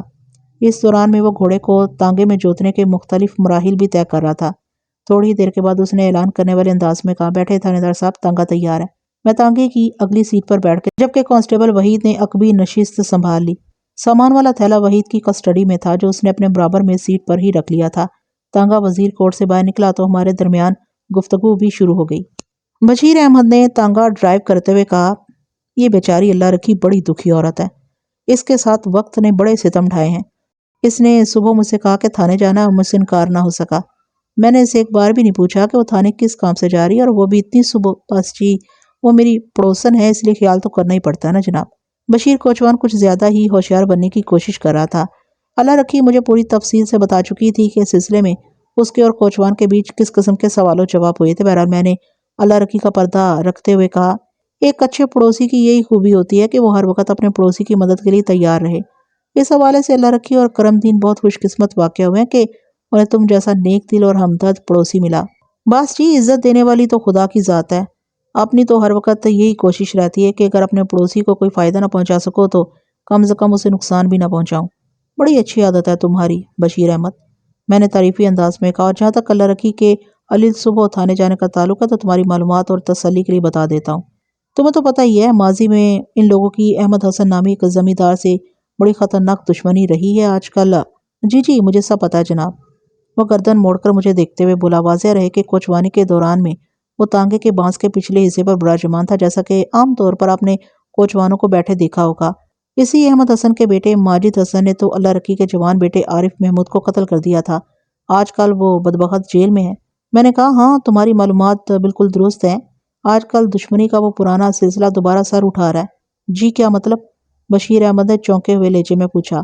پچھلے چند روز سے اللہ رکی اور اس کے مفلوج شوہر کو پورے اسرار انداز میں خطرناک نتائج کی دھمکیاں دی جا رہی ہیں۔ میں نے گہری سنجیدگی سے بات کو نبھاتے ہوئے کہا، اسی سلسلے میں اللہ رکی مجھے بلانے گئی تھی۔ اسے شک ہے کہ یہ دھمکیاں دراصل احمد حسن ہی کی طرف سے دی جا رہی ہیں۔ وہ اپنا اور اپنے خامند کا حلفیہ بیان لکھوانا چاہتی تھی کہ اگر انہیں کچھ ہو جائے تو اس کا ذمہ دار احمد حسن اور اس کے بیٹے ساجد حسن کو سمجھا جائے۔ میں نے پکے کاغذ پر ان دونوں کا بیان لکھ کر ان کے انگوٹھے بھی لگوا لی ہیں۔ بات کے اختتام پر میں نے اپنی جیب کو تھپ تھپایا۔ اس کا واضح مطلب یہ تھا کہ میں نے ابھی جس پکے کاغذ کا ذکر کیا ہے وہ میری جیب میں محفوظ ہے۔ وہ اطمینان بھری سانس چھوڑتے ہوئے بولا، چلیں، آپ نے بہت اچھا کام کیا۔ پھر وہ کنکھیوں سے عقبی سیٹ پر رکھے تھیلے کو دیکھتے ہوئے بولا، کیا اللہ رکی نے آپ کو رخصت کرتے ہوئے کوئی تحفہ وغیرہ دیا ہے؟ اس سے پہلے بھی وہ ہیلے بہانے سے 2-3 مرتبہ مذکورہ تھیلے کو تجسس آمیز نظر سے دیکھ چکا تھا۔ میں نے اس کی تکلیف رفع کرنا ضروری سمجھا۔ اس کی تحفے والی بات نے مجھے خود ہی ایک انوکھا خیال سجھا دیا تھا۔ میں نے بڑے اطمینان سے اس بات میں گردن ہلاتے ہوئے کہا، بشیر احمد، تمہارا اندازہ بالکل درست ہے۔ اس تھیلے میں گڑ اور چاول بھرے ہوئے ہیں۔ اللہ رکی نے بڑے خلوص سے پیش کیے تو میں انکار نہ کر سکا۔ اس تھیلے کو سامان کے ساتھ میں نے اس طرح پیک کیا تھا کہ ایک نظر دیکھ کر اندازہ نہ ہو کہ اس کے اندر کس نوعیت کی اشیاء بھری ہوئی ہیں۔ بظاہر وہ سامان سے بھری ہوئی ایک گٹھری ہی نظر آتی تھی۔ چھریوں کی دھاروں اور نوکوں سے تھیلے کو محفوظ رکھنے کے لیے کچھ پرانے کپڑوں کے ٹکڑے بھی تھیلے میں ٹھوس دیے گئے تھے، جن کی مدد سے گوشت کاٹنے والی لکڑی بھی چھپ چھپا گئی تھی۔ بشیر احمد تھیلے کے سلسلے میں میرے جواب سے تو مطمئن ہو گیا تھا، لیکن ڈرائیونگ کے دوران میں، یعنی کوچوانی کے دوران میں، وہ وقفے سے مدعی نظر سے مجھے دیکھ رہا تھا۔ یہ بات میں نے پہلے بھی محسوس کی تھی کہ وہ مجھ سے کچھ کہنا چاہتا ہے۔ اب بھی اس کے دیکھنے کے انداز سے یہی ظاہر ہوتا تھا۔ اس کی بے قراری کو دیکھتے ہوئے میں نے پوچھ لیا، بشیر احمد، تم مجھ سے کچھ کہنا چاہتے ہو؟ جی، کہنا تو چاہتا ہوں، وہ ہچکچاہٹ امیز انداز میں بولا، لیکن سوچتا ہوں آپ کو کہیں برا نہ لگ جائے۔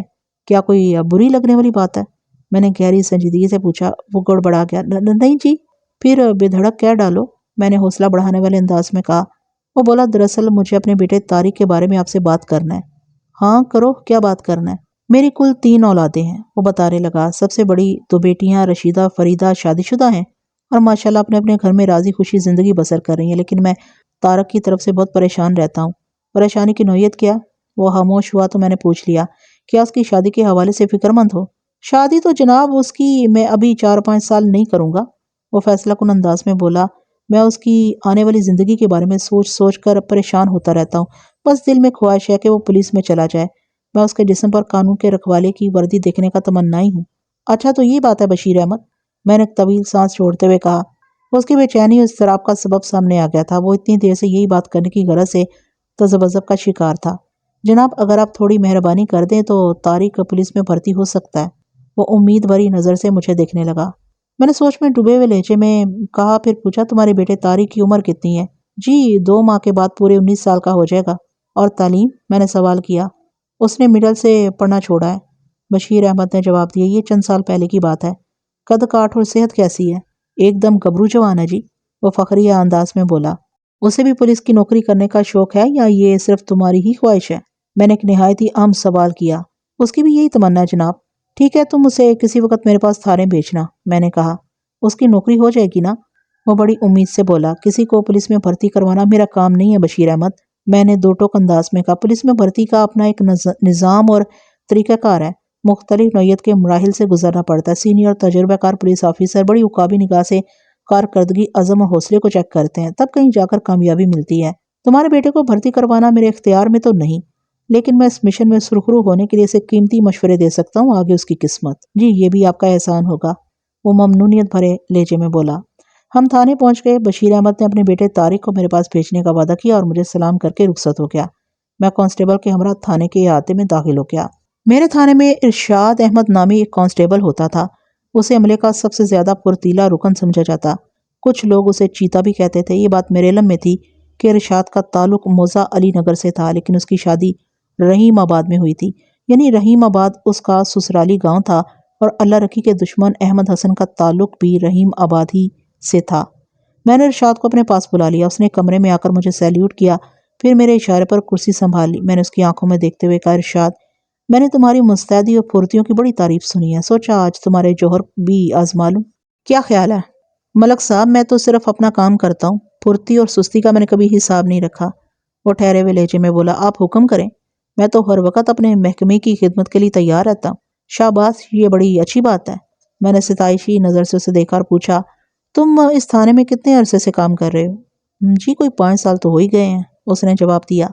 پھر تو تم وزیر کوٹ کی اللہ رکھی کے کیس سے اچھی طرح واقف ہو گے۔ بالکل واقف ہوں جناب، اس نے اس بات پہ گردن ہلائی، بلکہ ڈبل واقف ہوں۔ ڈبل واقف؟ میں نے حیرت بھری نظر سے اس کی طرف دیکھا۔ اس بات کا کیا مطلب ہے ارشاد؟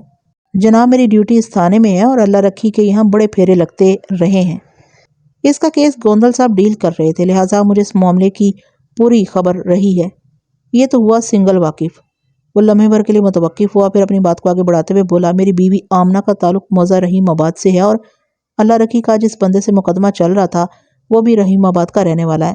میں احمد حسن زمیندار کی بات کر رہا ہوں جناب۔ تو اس طرح مجھے دوسری پارٹی احمد حسن کے حالات کے بارے میں بھی پتہ چلتا رہتا تھا۔ ڈبل واقفیت سے میرا یہ مطلب تھا ملک صاحب۔ بات ختم کر کے وہ سوالی انداز میں مجھے دیکھنے لگا۔ میں نے ٹھہرے ہوئے لہجے میں کہا، ارشاد، تمہاری اس ڈبل واقفیت سے کام نہیں چلے گا۔ میں کچھ سمجھا نہیں ملک صاحب، وہ متملانہ لہجے میں بولا۔ میں نے بدستور گہری سنجیدگی سے کہا، میں چاہتا ہوں کہ تمہاری یہ ڈبل واقفیت 1-2 روز میں ٹرپل واقفیت میں بدل جائے۔ اس کی الجھن 2 چند ہو گئی۔ آنکھیں سکیڑتے ہوئے اس نے متذبذب انداز میں کہا، جناب معذرت چاہتا ہوں، میں اب بھی آپ کی بات کو سمجھ نہیں سکا ہوں۔ میں تمہیں آسان الفاظ میں سمجھاتا ہوں، میں نے بڑی رسان سے کہا۔ پھر پوچھا، ارشاد، آج کل تمہاری گھر والی کہاں ہے؟ جی گھر والی تو گھر میں ہے۔ وہ متذبذب نظر سے مجھے دیکھنے لگا۔ کون سے گھر میں؟ میں نے پوچھا، علی نگر میں یا رحیم آباد میں؟ جناب آمنہ اور میرے دونوں بچے میرے آبائی گھر میں ہیں، اس نے جواب دیا، یعنی علی نگر میں، میرے والدین اور دیگر بہن بھائیوں کے ساتھ۔ ٹھیک ہے، لیکن میں چاہتا ہوں کہ تم 2-3 دنوں کے لیے اپنے بیوی بچوں کو رحیم آباد لے جاؤ اور خود بھی وہاں کچھ وقت گزارو۔ میں نے بدستور ٹھہرے ہوئے انداز میں کہا، تم چاہو تو کل صبح ہی اپنے گاؤں علی نگر روانہ ہو جاؤ، اور چاہو تو آج اور ابھی۔ علی نگر ایک بڑا گاؤں تھا۔ یہ گاؤں میرے تھانے سے کوئی 12 میل کے فاصلے پر مشرقی سمت میں حافظ آباد پنڈی بھٹیاں روڈ کے کنارے واقع تھا۔ ویسے ایک کچا راستہ وزیر کوٹ سے علی نگر تک بھی جاتا تھا۔ اس روٹ سے درمیانی فاصلہ گھٹ کر 12 میل سے 8 میل رہ جاتا تھا۔ علی نگر کی آبادی ایک محتاط اندازے کے مطابق کوئی 1500 افراد پر مشتمل تھی۔ ارشاد چند لمحات تک متعجب نظر سے مجھے دیکھتا رہا، پھر پوچھنے لگا، ملک صاحب، یہ بات میری سمجھ میں نہیں آ رہی کہ آپ مجھے اچانک رحیم آباد کیوں بھیجنا چاہتے ہیں؟ آئندہ 10 منٹ تک میں ارشاد احمد کو اپنے منصوبے اور مقاصد کے بارے میں بتاتا رہا۔ وہ سمجھنے والے انداز میں وقفے وقفے سے سر کو اس باتی جنبش دیتا رہا۔ آخر میں نے کہا، ارشاد، میں چاہتا ہوں تم بالکل نارمل انداز میں اپنی فیملی کو لے کر رحیم آباد جاؤ اور وہاں 1 آدھ دن رک کر احمد حسن اور ساجد حسن کی سرگرمیوں پر نظر رکھو گے۔ میں نے تمہیں ڈاکٹر اشفاق کے حلیے اور حفظہ قطع کے بارے میں بھی تفصیلاً بتا دیا ہے۔ تم اس بات کا بھی پتہ چلانے کی کوشش کرو گے کہ کیا اس شکل و صورت کے کسی آدمی کے احمد حسن یا ساجد حسن وغیرہ سے تعلقات ہیں۔ کم از کم 1 اور زیادہ 3 دن میں مجھے مکمل رپورٹ چاہیے۔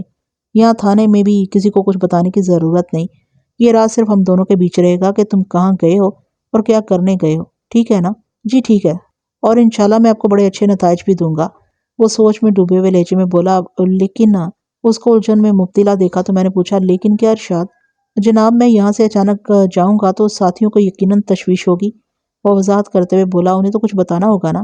یہ کوئی مسئلہ نہیں ہے، اس وقت تم میرے بلانے پر کمرے میں آئے ہو، لیکن تازہ ترین کہانی کے مطابق تم نے مجھ سے ملنے کی خواہش ظاہر کی تھی۔ جب ہی میں نے تمہیں اپنے پاس بلایا ہے تم نے مجھے بتایا ہے کہ ادھر علی نگر میں تمہارے خاندان کے کسی فرد کی طبیعت ٹھیک نہیں ہے، لہٰذا تمہیں 2-3 دن کی فوری چھٹی چاہیے، جس کو بھی بیمار کرنا چاہو کر دو۔ میں نے سانس سوار کرنے کے لیے لمحاتی توقف کیا، پھر اضافہ کرتے ہوئے کہا، میں نے تمہاری بپتا سن کر چھٹی منظور کر لی اور تمہیں علی نگر جانے کی اجازت دے دی، لہٰذا تم فی الفور روانہ ہو رہے ہو۔ میرا مشورہ یہی ہے کہ تم ابھی چلے جاؤ۔ وہ سڑک پر ٹریفک تو تھوڑا بہت رہتا ہی ہے، مجھے یقین ہے تمہیں کوئی نہ کوئی سواری مل ہی جائے گی، اور اگر اللہ نے چاہا تو آج رات کا کھانا اپنے بیوی بچوں کے ساتھ بیٹھ کر کھاؤ گے۔ آپ کی تجویز بڑی مناسب ہے ملک صاحب، وہ اس بات میں گردن ہلاتے ہوئے بولا، میں تھوڑی دیر میں یہاں سے نکل جاتا ہوں۔ میں نے جو ہدایات کی ہیں اسے ذہن میں محفوظ رکھنا، میں نے تاکیدی انداز میں کہا۔ آپ رازداری کے حوالے سے بات کر رہے ہیں نا؟ اس نے سوالیہ نظر سے مجھے دیکھا۔ تمہارا اندازہ بالکل درست ہے ارشاد، میں نے تصدیقی انداز میں کہا۔ ابھی مجھے اس تھانے میں آئے بہت کم عرصہ ہوا ہے، میں عملے کے ہر شخص پر آنکھ بند کر کے بھروسہ نہیں کر سکتا۔ کالی بھیڑیں ہر محکمے اور ہر شعبے میں پائی جاتی ہیں۔ ہو سکتا ہے ہمارے تھانے میں کوئی 1 آدھ بندہ احمد حسن کا وفادار موجود ہو، اگر اسے پتہ چل گیا کہ تم کس مقصد سے رحیم آباد جا رہے ہو تو وہ احمد حسن کو خبردار کر سکتا ہے۔ اس طرح ہمارا بنا بنایا کھیل بگڑ کر رہ جائے گا۔ تم رحیم آباد کا تو کسی سے ذکر بھی مت کرنا۔ ان لوگوں کو یہی بتاؤ کہ تم اپنے گھر علی نگر جا رہے ہو۔ آپ بالکل ٹھیک کہہ رہے ہیں ملک صاحب، وہ تائیدی انداز میں گردن ہلاتے ہوئے بولا۔ کسی کے چہرے پر نہیں لکھا ہوتا کہ وہ قابل اعتماد ہے یا ناقابل بھروسہ ہے جب تک اسے 2-3 بار کڑی آزمائش سے نہ گزار لیا جائے۔ اس لحاظ سے آپ کی احتیاط سمجھ میں آنے والی بات ہے۔ جیسا کہ اس مشن کے حوالے سے میں تمہیں ایک ذمہ داری سونپ کر کڑی آزمائش میں ڈال رہا ہوں، میں نے گہری سنجیدگی سے کہا، ان 3-4 دنوں میں تمہاری چیتا صفت کارکردگی بھی چیک ہو جائے گی اور بعد میں یہ اندازہ بھی قائم کر سکوں گا کہ تم پیٹ کے کتنے مضبوط ہو۔ انشاءاللہ ملک صاحب، وہ بڑے وثوق سے بولا، میں آپ کو مایوس نہیں کروں گا، میری دعا ہے اللہ تمہیں کامیاب کرے، میں نے خلوص دل سے کہا۔ وہ مجھے سلام کر کے رخصت ہو گیا۔ تھوڑی دیر کے بعد میں نے کانسٹیبل وحید کو اپنے پاس بلا لیا۔ وحید نے آج کا تقریباً آدھا دن میری سنگت میں گزارا تھا۔ اللہ رکھی کے گھر میں ہم نے جو کچھ دیکھا وہ ان مناظر کا چشمدید گواہ تھا، لہٰذا اس کی زباں بندی کے لیے خصوصی ہدایات جاری کرنا ادحد بے حد ضروری تھا۔ میں ان احمقانہ اور مافوق الفطرت واقعات کو اوپن کر کے اس کیس کو خواہ مذاق کا اشتہار نہیں بنانا چاہتا تھا۔ وحید کمرے میں پہنچا تو میں نے پوچھا، تھیلے کو ٹھکانے لگا دیا ہے نا؟ جی جناب، اس نے اس بات میں گردن ہلائی، میں نے اس تھیلے کو آپ کے کوارٹر میں رکھوا دیا۔ کسی نے اس تھیلے کے بارے میں کوئی سوال تو نہیں کیا؟ جی 1-2 لوگوں نے پوچھا تھا۔ پھر تم نے کیا جواب دیا؟ جو آپ نے سمجھایا تھا۔ شاباش۔ میں نے وحید کو ہدایت کی تھی کہ تھانے پہنچتے ہی مذکورہ تھیلے کو میرے کمرے میں رکھوا دیا جائے اور تھانے کے عملے میں سے اگر کوئی شخص تھیلے کے بارے میں پوچھے تو اسے وہی جواب دیا جائے جو میں نے تانگے میں سفر کرتے ہوئے کوچوان بشیر احمد کو دیا تھا، یعنی چاچی اللہ رکھی نے بوقت رخصت مجھے گڑ اور باسمتی چاول تحفے میں دیے تھے اور منطقی طور پر اس ذاتی تحفے کو میرے کوارٹر ہی میں جانا چاہیے تھا۔ کسی نے یہ پوچھا کہ ہم صبح صبح اللہ رکھی کے ہمراہ کس مشن پر روانہ ہوئے تھے؟ میں نے کانسٹیبل وحید کی آنکھوں میں دیکھتے ہوئے سوال کیا۔ ڈھکے چھپے الفاظ میں سبھی نے کریدنے کی کوشش کی ہے، وحید نے بتایا، اور میں نے انہیں وہی جواب دیا جو اپنی ہدایت کر رکھی ہے۔ اللہ رکی کو خطرہ ہے کہ احمد حسن اس کے خلاف کوئی خوفناک سازش بن رہا ہے، اس لیے وہ اپنا اور اپنے حامد کا حلفیہ بیان لکھوانا چاہتی تھی۔ ملک صاحب، یعنی آپ اسی کام کے لیے وزیر کوٹ گئے تھے؟ وہ لمحے بھر کے لیے متوقف ہوا، پھر اضافہ کرتے ہوئے بولا، حوالدار صاحب دبے الفاظ میں اپنی ناراضی کا اظہار کر رہے تھے اور ایاسائی صاحب بھی ان کی ہاں میں ہاں ملا رہے تھے۔ کیسی ناراضی؟ میں نے چونک کر اس کی طرف دیکھا۔ حوالدار صاحب کہہ رہے تھے، وہ بتانے لگا، ملک صاحب یہ عجیب و غریب تھانے دار ہیں، اپنے سامنے کسی کو کچھ سمجھتے ہی نہیں، جو جی میں آتا کرتے ہیں، تھانہ تو ٹیم ورک سے چلتا ہے۔ اور ایاسائی نے کیا کہا؟ میں نے زیر لب مسکراتے ہوئے پوچھا۔ ایاسائی صاحب کو آپ سے یہ شکایت ہے کہ آپ ان کو کوئی اہمیت نہیں دیتے۔ کانسٹیبل وحید نے مزید بتایا، ان کا کہنا ہے کہ جو بھی کیس سامنے آتا ہے آپ کسی کانسٹیبل کو ساتھ رکھ کر معاملہ نپٹا دیتے ہیں، حالانکہ ان جیسے سینئر آدمی کی موجودگی میں عام کانسٹیبل سے کام لینا تو ان کے لیے توہین والی بات ہے۔ میں گہری سوچ میں ڈوب گیا۔ چند لمحات کے بعد میں نے گردن اٹھا کر وحید کی طرف دیکھا اور کہا، ٹھیک ہے، تم جاؤ اور معمول کے مطابق اپنی ڈیوٹی جاری رکھو۔ وہ میرا شکریہ ادا کرنے کے بعد چلا گیا۔ میں ASI بشارت علی اور حوالدار صدر خان کی ناراضی بلفاظ دیگر ان کی تکلیف کو اچھی طرح سمجھتا تھا۔ اس بات میں کسی شک و شبے کی گنجائش نہیں کہ پچھلے 4-5 ماہ میں نے کوئی خاص لفٹ نہیں کرائی تھی۔ میں دراصل دانستہ ان کی طرف سے بے اتنائی برت رہا تھا اور میرے اس طرز عمل کا بھی ایک خاص سبب تھا۔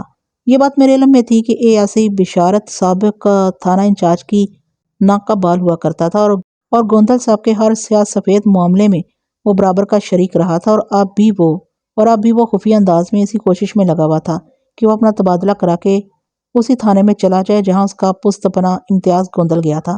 بشارت نے واضح طور پر یہ محسوس کر لیا تھا کہ میرے ساتھ اس کی دال نہیں گلنے والی۔ جو شخص اپنے ادارے کے ساتھ مخلص نہ ہو، میں اس پر کس طرح بھروسہ کر سکتا تھا؟ تھانہ بھی کسی ادارے سے کم نہیں ہوتا۔ جب بشارت اس تھانے کو چھوڑنے کے لیے پار تول رہا تھا تو میں اس پر زیادہ انحصار کیوں کرتا؟ حوالدار صدر خان کا معاملہ بھی کچھ اسی قسم کا تھا۔ مجھے پتہ چلا تھا کہ ماضی قریب میں صدر خان کی کسٹڈی سے ایک خطرناک حوالاتی فرار ہونے میں کامیاب ہو گیا تھا۔ میرے خیال میں صدر خان صریحاً اپنے فرائض سے غفلت کا مرتکب ہوا تھا۔ اس نے بعد میں اپنی صفائی میں جو بھی تعویلیں پیش کی تھیں، میں اسے قطعی مطمئن نہیں تھا۔ صدر خان کو بھی چونکہ گوندل صاحب کی آشیرواد حاصل تھی، لہذا حوالاتی کے فرار والے معاملے پر بھی دبیز چادر ڈال دی گئی تھی۔ مختصراً آپ یوں سمجھے کہ تھانے کے اندر اور تھانے کے باہر مجھے 2 محاذوں پر لڑنا پڑ رہا تھا۔ کانسٹیبل وحید کی بات سن کر مجھے ایک شرارت سوچی۔ میں عموماً اپنے عملے کے ساتھ اس قسم کی ایکٹیویٹی کرتا تو نہیں ہوں، لیکن اس وقت پتہ نہیں میرے ذہن میں کیا سمائی کہ میں نے ایک فوری فیصلے کے تحت ASI کی شکایت دور کرنے کا منصوبہ بنا لیا۔ وہ پہلے بھی اس نوعیت کی باتیں کر چکا تھا، اب اس کو تھوڑا بہت سبق سکھانا ضروری ہو گیا تھا۔ شام سے تھوڑی دیر پہلے میں نے بشارت علی کو اپنے پاس کمرے میں بلا لیا۔ سلام کرنے کے بعد وہ میرے سامنے بیٹھ چکا تو میں نے سرسری لہجے میں پوچھا، بشارت آج کل کیا ہو رہا ہے؟ جو کچھ بھی ہو رہا ہے آپ کے سامنے ہے جناب، وہ معتدل انداز میں بولا، لیکن اس کے لہجے کا شاکی پن مجھ سے چھپ نہیں سکا۔ میرے سامنے تو ہے ہی ASI صاحب، لیکن میں چاہتا ہوں آپ کے بھی سامنے رہے تو اچھا ہے۔ بڑی مہربانی ہے جناب کی، وہ مصنوعی تشکر کا اظہار کرتے ہوئے بولا، حکم کریں، میں آپ کی ہر خدمت کے لیے تیار ہوں۔ اس کی بات سن کر میں دل میں مسکرا اٹھا، تاہم بظاہر بے تکلفی کا مظاہرہ کرتے ہوئے کہا، یار بشارت، میں گوندل صاحب کی طرح کوئی محدوم تو ہوں نہیں جو تمہیں خدمت کی زحمت دوں۔ ہاں البتہ، میں نے لمحاتی ڈرامائی توقف کیا، پھر اضافہ کرتے ہوئے کہا، اگر آپ محکمے کی خدمت کرتے رہو تو میرے لیے یہی بڑی خوشی کی بات ہوگی۔ جناب، شکوے والی بات پر آخر اس کی زبان پر آ ہی گئی۔ آپ محکمے کی کوئی خدمت کا موقع دیں تو کچھ کروں نا۔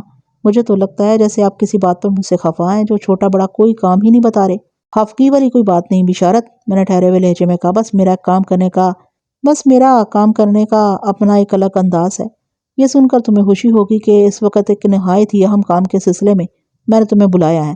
وہ چونک کر دلچسپی بھری نظر سے مجھے دیکھنے لگا، پھر اس کے لبوں سے صرف اتنا نکلا، کون سا اہم کام جناب؟ بشارت، ایک بات ذہن میں رکھو کہ یہ راز صرف ہم دونوں کے بیچ میں رہنا چاہیے کہ میں نے کوئی ضروری کام تمہارے سپرد کیا ہے، میں نے گمبھیر انداز میں کہا۔ آپ بالکل بے فکر ہو جائیں ملک صاحب، وہ ٹھوس لہجے میں بولا، میں آپ کو شکایت کا موقع نہیں دوں گا۔ آپ بتائیں مجھے کرنا کیا ہے؟ ایک آدمی کے بارے میں تھوڑی تفتیش کرنا ہے، میں نے گہری سنجیدگی سے کہا، اس کی اصلیت جاننے کی کوشش کرنا ہے کہ وہ کون ہے اور اس کے مقاصد کیا ہیں۔ آپ کس آدمی کی بات کر رہے ہیں جناب؟ اس کے لہجے میں تشویش دار آئی۔ اس کا نام ڈاکٹر اشفاق ہے، میں نے ایک سوچے سمجھے منصوبے کے تحت کہا۔ ڈاکٹر اشفاق؟ اس نے بھویں سکیڑتے ہوئے کہا، یہ نام میں نے پہلے کبھی سنا نہیں ہے۔ میں نے بھی نہیں سنا، میں نے سرسری انداز میں کہا، اور یہ بھی کوئی ضروری نہیں کہ اس نام کا کوئی ڈاکٹر اشفاق ہی ہو، نہ ہی اس بات کا کوئی ثبوت ہے کہ وہ واقعی ڈاکٹر بھی ہے۔ جی کیا مطلب؟ وہ الجھن زدہ نظر سے مجھے دیکھنے لگا۔ آپ تو بڑی عجیب بات کر رہے ہیں ملک صاحب۔ بشارت علی، تمہیں میری بات ادھوری اس لیے لگ رہی ہے کہ میری اس بندے کے بارے میں معلومات ادھوری ہیں۔ بہرحال یہ بندہ اپنی جگہ وجود رکھتا ہے، اس کے بارے میں تمہیں تحقیق کرنا ہے۔ آپ مجھے کچھ تو سمجھا دیں کہ میں تفتیش کا آغاز کر سکوں، وہ گہری سنجیدگی سے بولا۔ یہ کام اتنا آسان نہیں جتنا بظاہر نظر آتا ہے، میں نے بدستور ٹھہرے ہوئے لہجے میں کہا۔ بہرحال میں تمہیں اس بندے کے بارے میں تفصیلات سے آگاہ کرتا ہوں۔ وہ ہمدن گوش ہو گیا۔ میں چند لمحات تک خاموش رہ کر ایسی اداکاری کرنے لگا جیسے مختلف خیالات کو اپنے ذہن میں اکٹھا کرنے کی کوشش کر رہا ہوں۔ پھر میں نے کھنکار کر گلا صاف کیا اور ASI کو بتانے لگا، پچھلے 1 ماہ میں اس آدمی کو 3 سے 4 بار موضع وزیر کوٹ میں دیکھا گیا ہے۔ عمر لگ بھگ 30 سال، درمیانہ قد، رنگت سانولی، کلین شیو، پینٹ شرٹ میں ملبوس، ہاتھ میں سیاہ بیگ اور آنکھوں پر سیاہ چشمہ۔ یہ شخص اپنا نام ڈاکٹر اشفاق بتاتا ہے۔ اس نے لاہور سے ڈاکٹری پڑھی ہے اور خود حافظ آباد کا رہنے والا۔ بقول اس کے واضح رہے کہ ڈاکٹر اشفاق وزیر کوٹ میں ایک اسپتال کھولنے کا ارادہ رکھتا ہے اور اسی سلسلے میں وہ علاقے کا سروے وغیرہ کر رہا ہے۔ میں نے دانستہ لرکھے اس کے مکان کا ذکر گول کر دیا تھا۔ میں یہ تو چاہتا تھا کہ بشارت علی وزیر کوٹ جا کر ڈاکٹر اشفاق کے حوالے سے مفید معلومات جمع کرے، لیکن اس کے ساتھ ہی میری یہ خواہش بھی تھی کہ وہ لرکھی کو ٹچ نہ کرے۔ بشارت نے جوش بھرے انداز میں کہا، ملک صاحب یہ تو بڑی خوشی کی بات ہے کہ کوئی شخص لاہور سے ڈاکٹری پڑھنے کے بعد وزیر کوٹ جیسے چھوٹے سے گاؤں میں اسپتال کھولنے کے بارے میں سوچ رہا ہے۔ ہاں خوشی کی بات تو ہے، میں نے تائیدی انداز میں کہا، لیکن تمہیں نہیں پتا کہ وہ اس اسپتال میں انسانوں کا نہیں بلکہ جانوروں کا علاج کرے گا۔ جانوروں کا علاج؟ وہ برا سا منہ بناتے ہوئے بولا، کیا وہ ڈنگر ڈاکٹر ہے؟ ہاں، اس نے اپنے بارے میں یہی کچھ بتایا ہے کہ وہ جانوروں کا ڈاکٹر ہے اور وزیر کوٹ میں مویشیوں کے لیے ایک اسپتال کھولنا چاہتا ہے، لیکن مجھے اس کی بات کا یقین نہیں۔ یہ بھی ممکن ہے کہ وہ سرے سے ڈاکٹر ہی نہ ہو اور کسی خاص مقصد سے وہ وزیر کوٹ کا سروے کر رہا ہو۔ وہ خاص مقصد کیا ہو سکتا ہے؟ بشارت سوالیہ نظر سے مجھے دیکھنے لگا۔ میں نے کہا، یہی تحقیق تو تمہیں کرنا ہے۔ وہ گہری سوچ میں ڈوب گیا۔ میں نے اس کی جانب جھکتے ہوئے رازداری سے کہا، بشارت، یہ کام نہایت ہی ہوشیاری کے ساتھ ہونا چاہیے، کسی کو کانوں کان خبر نہ ہو کہ تم وزیر کوٹ میں کیا کرتے پھر رہے ہو۔ وزیر کوٹ ہی نہیں جناب، وہ خیال افروز انداز میں بولا، اس مقصد کو حاصل کرنے کے لیے تو ممکن ہے مجھے حافظ آباد اور لاہور بھی جانا پڑے، لیکن آپ فکر نہ کریں، میں آپ کو جلد ہی کوئی خوشخبری سناؤں گا۔ میرا خیال ہے اس کام کے لیے 2-3 دن کافی ہوں گے، انشاءاللہ اس سے پہلے ہی میں آپ کو رزلٹ دوں گا، وہ بڑے اعتماد سے بولا۔ میں نے کہا، بشارت، ایک اور بات کا خاص طور پر خیال رکھنا۔ وہ الجھن زدہ نظر سے مجھے تکنے لگا۔ میں نے وضاحت کرتے ہوئے کہا، اس مشن میں تم اپنے ساتھ کسی کو نہیں رکھو گے، یہ کام تمہیں تنہا کرنا ہے تاکہ تمہاری اس کامیابی میں کسی اور اہلکار کا حصہ نہ ہو۔ وہ خوش ہو گیا اور جذبات سے لبریز لہجے میں بولا، جناب آپ نے مجھ پر اعتماد کیا، آپ دیکھیں میں آپ کے بھروسے پر کس طرح پورا اترتا ہوں۔ اس مشن میں آپ مجھ کو 10 اہلکاروں سے زیادہ کام کرتے ہوئے پائیں گے۔ شاباش بشارت علی، میں نے تعریفی نگاہ سے اسے دیکھا۔ مجھے تم سے ایسی ہی کارکردگی کی توقع ہے۔ وہ مزید خوش ہو گیا، بلفاظ دیگر اس کی خوشی دوبالا ہو گئی۔ میں نے چند ضروری ہدایت کے بعد اسے فارغ کر دیا۔ آئندہ 2-3 دن کے لیے میں نے ASI بشارت کو مصروف کر دیا تھا۔ وہ ڈاکٹر اشفاق کی حقیقت کو کھوجنے میں کامیاب ہوتا یا نہیں، یہ ایک الگ معاملہ تھا، لیکن کم از کم وہ آنے والے 2-3 روز تک کسی اور ایشو کے بارے میں سوچنے کے لیے فارغ نہیں تھا۔ اس کی یہ مصروفیت مجھے یکسوئی سے کام کرنے کا موقع فراہم کرتی۔ میں نے شروع میں ذکر کیا تھا کہ بشارت علی کے حوالے سے مجھے ایک شرارت سوجی تھی، لیکن اب میں محسوس کر رہا تھا کہ یہ شرارت واقعی فائدہ مند ثابت ہو سکتی تھی۔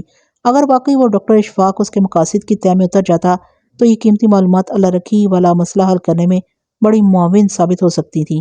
ویسے ایک بات میرے ذہن میں طے تھی کہ اللہ رکھی نے جن پر اسرار واقعات کا ذکر کیا تھا اور آج میں نے اس کے گھر کے صحن میں جو خونی منظر دیکھا تھا، اس سب کا جادو ٹونا یا کسی اور سفلی عمل سے تعلق نہیں تھا۔ میں سمجھتا تھا یہ کسی ایسے شخص کی بڑی منظم اور نفسیاتی چال تھی جو اللہ رکھی کو وہ مکان چھوڑنے پر مجبور کرنا چاہتا ہو۔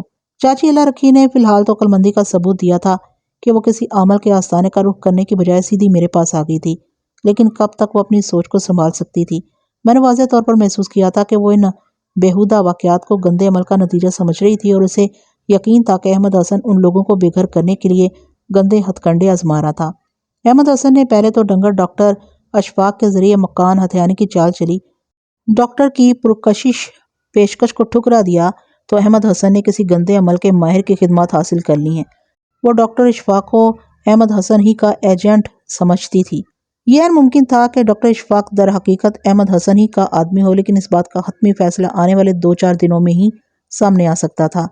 مجھے تو اس بات کا ڈر تھا کہ اگر اللہ رکی کے گھر میں کالے علم سے متعلق کوئی اور واقعہ ظہور پذیر ہو گیا تو وہ کسی عامل کامل ناگی بابا کے پاس اس سفلی کا توڑ کروانے نہ پہنچ جائے۔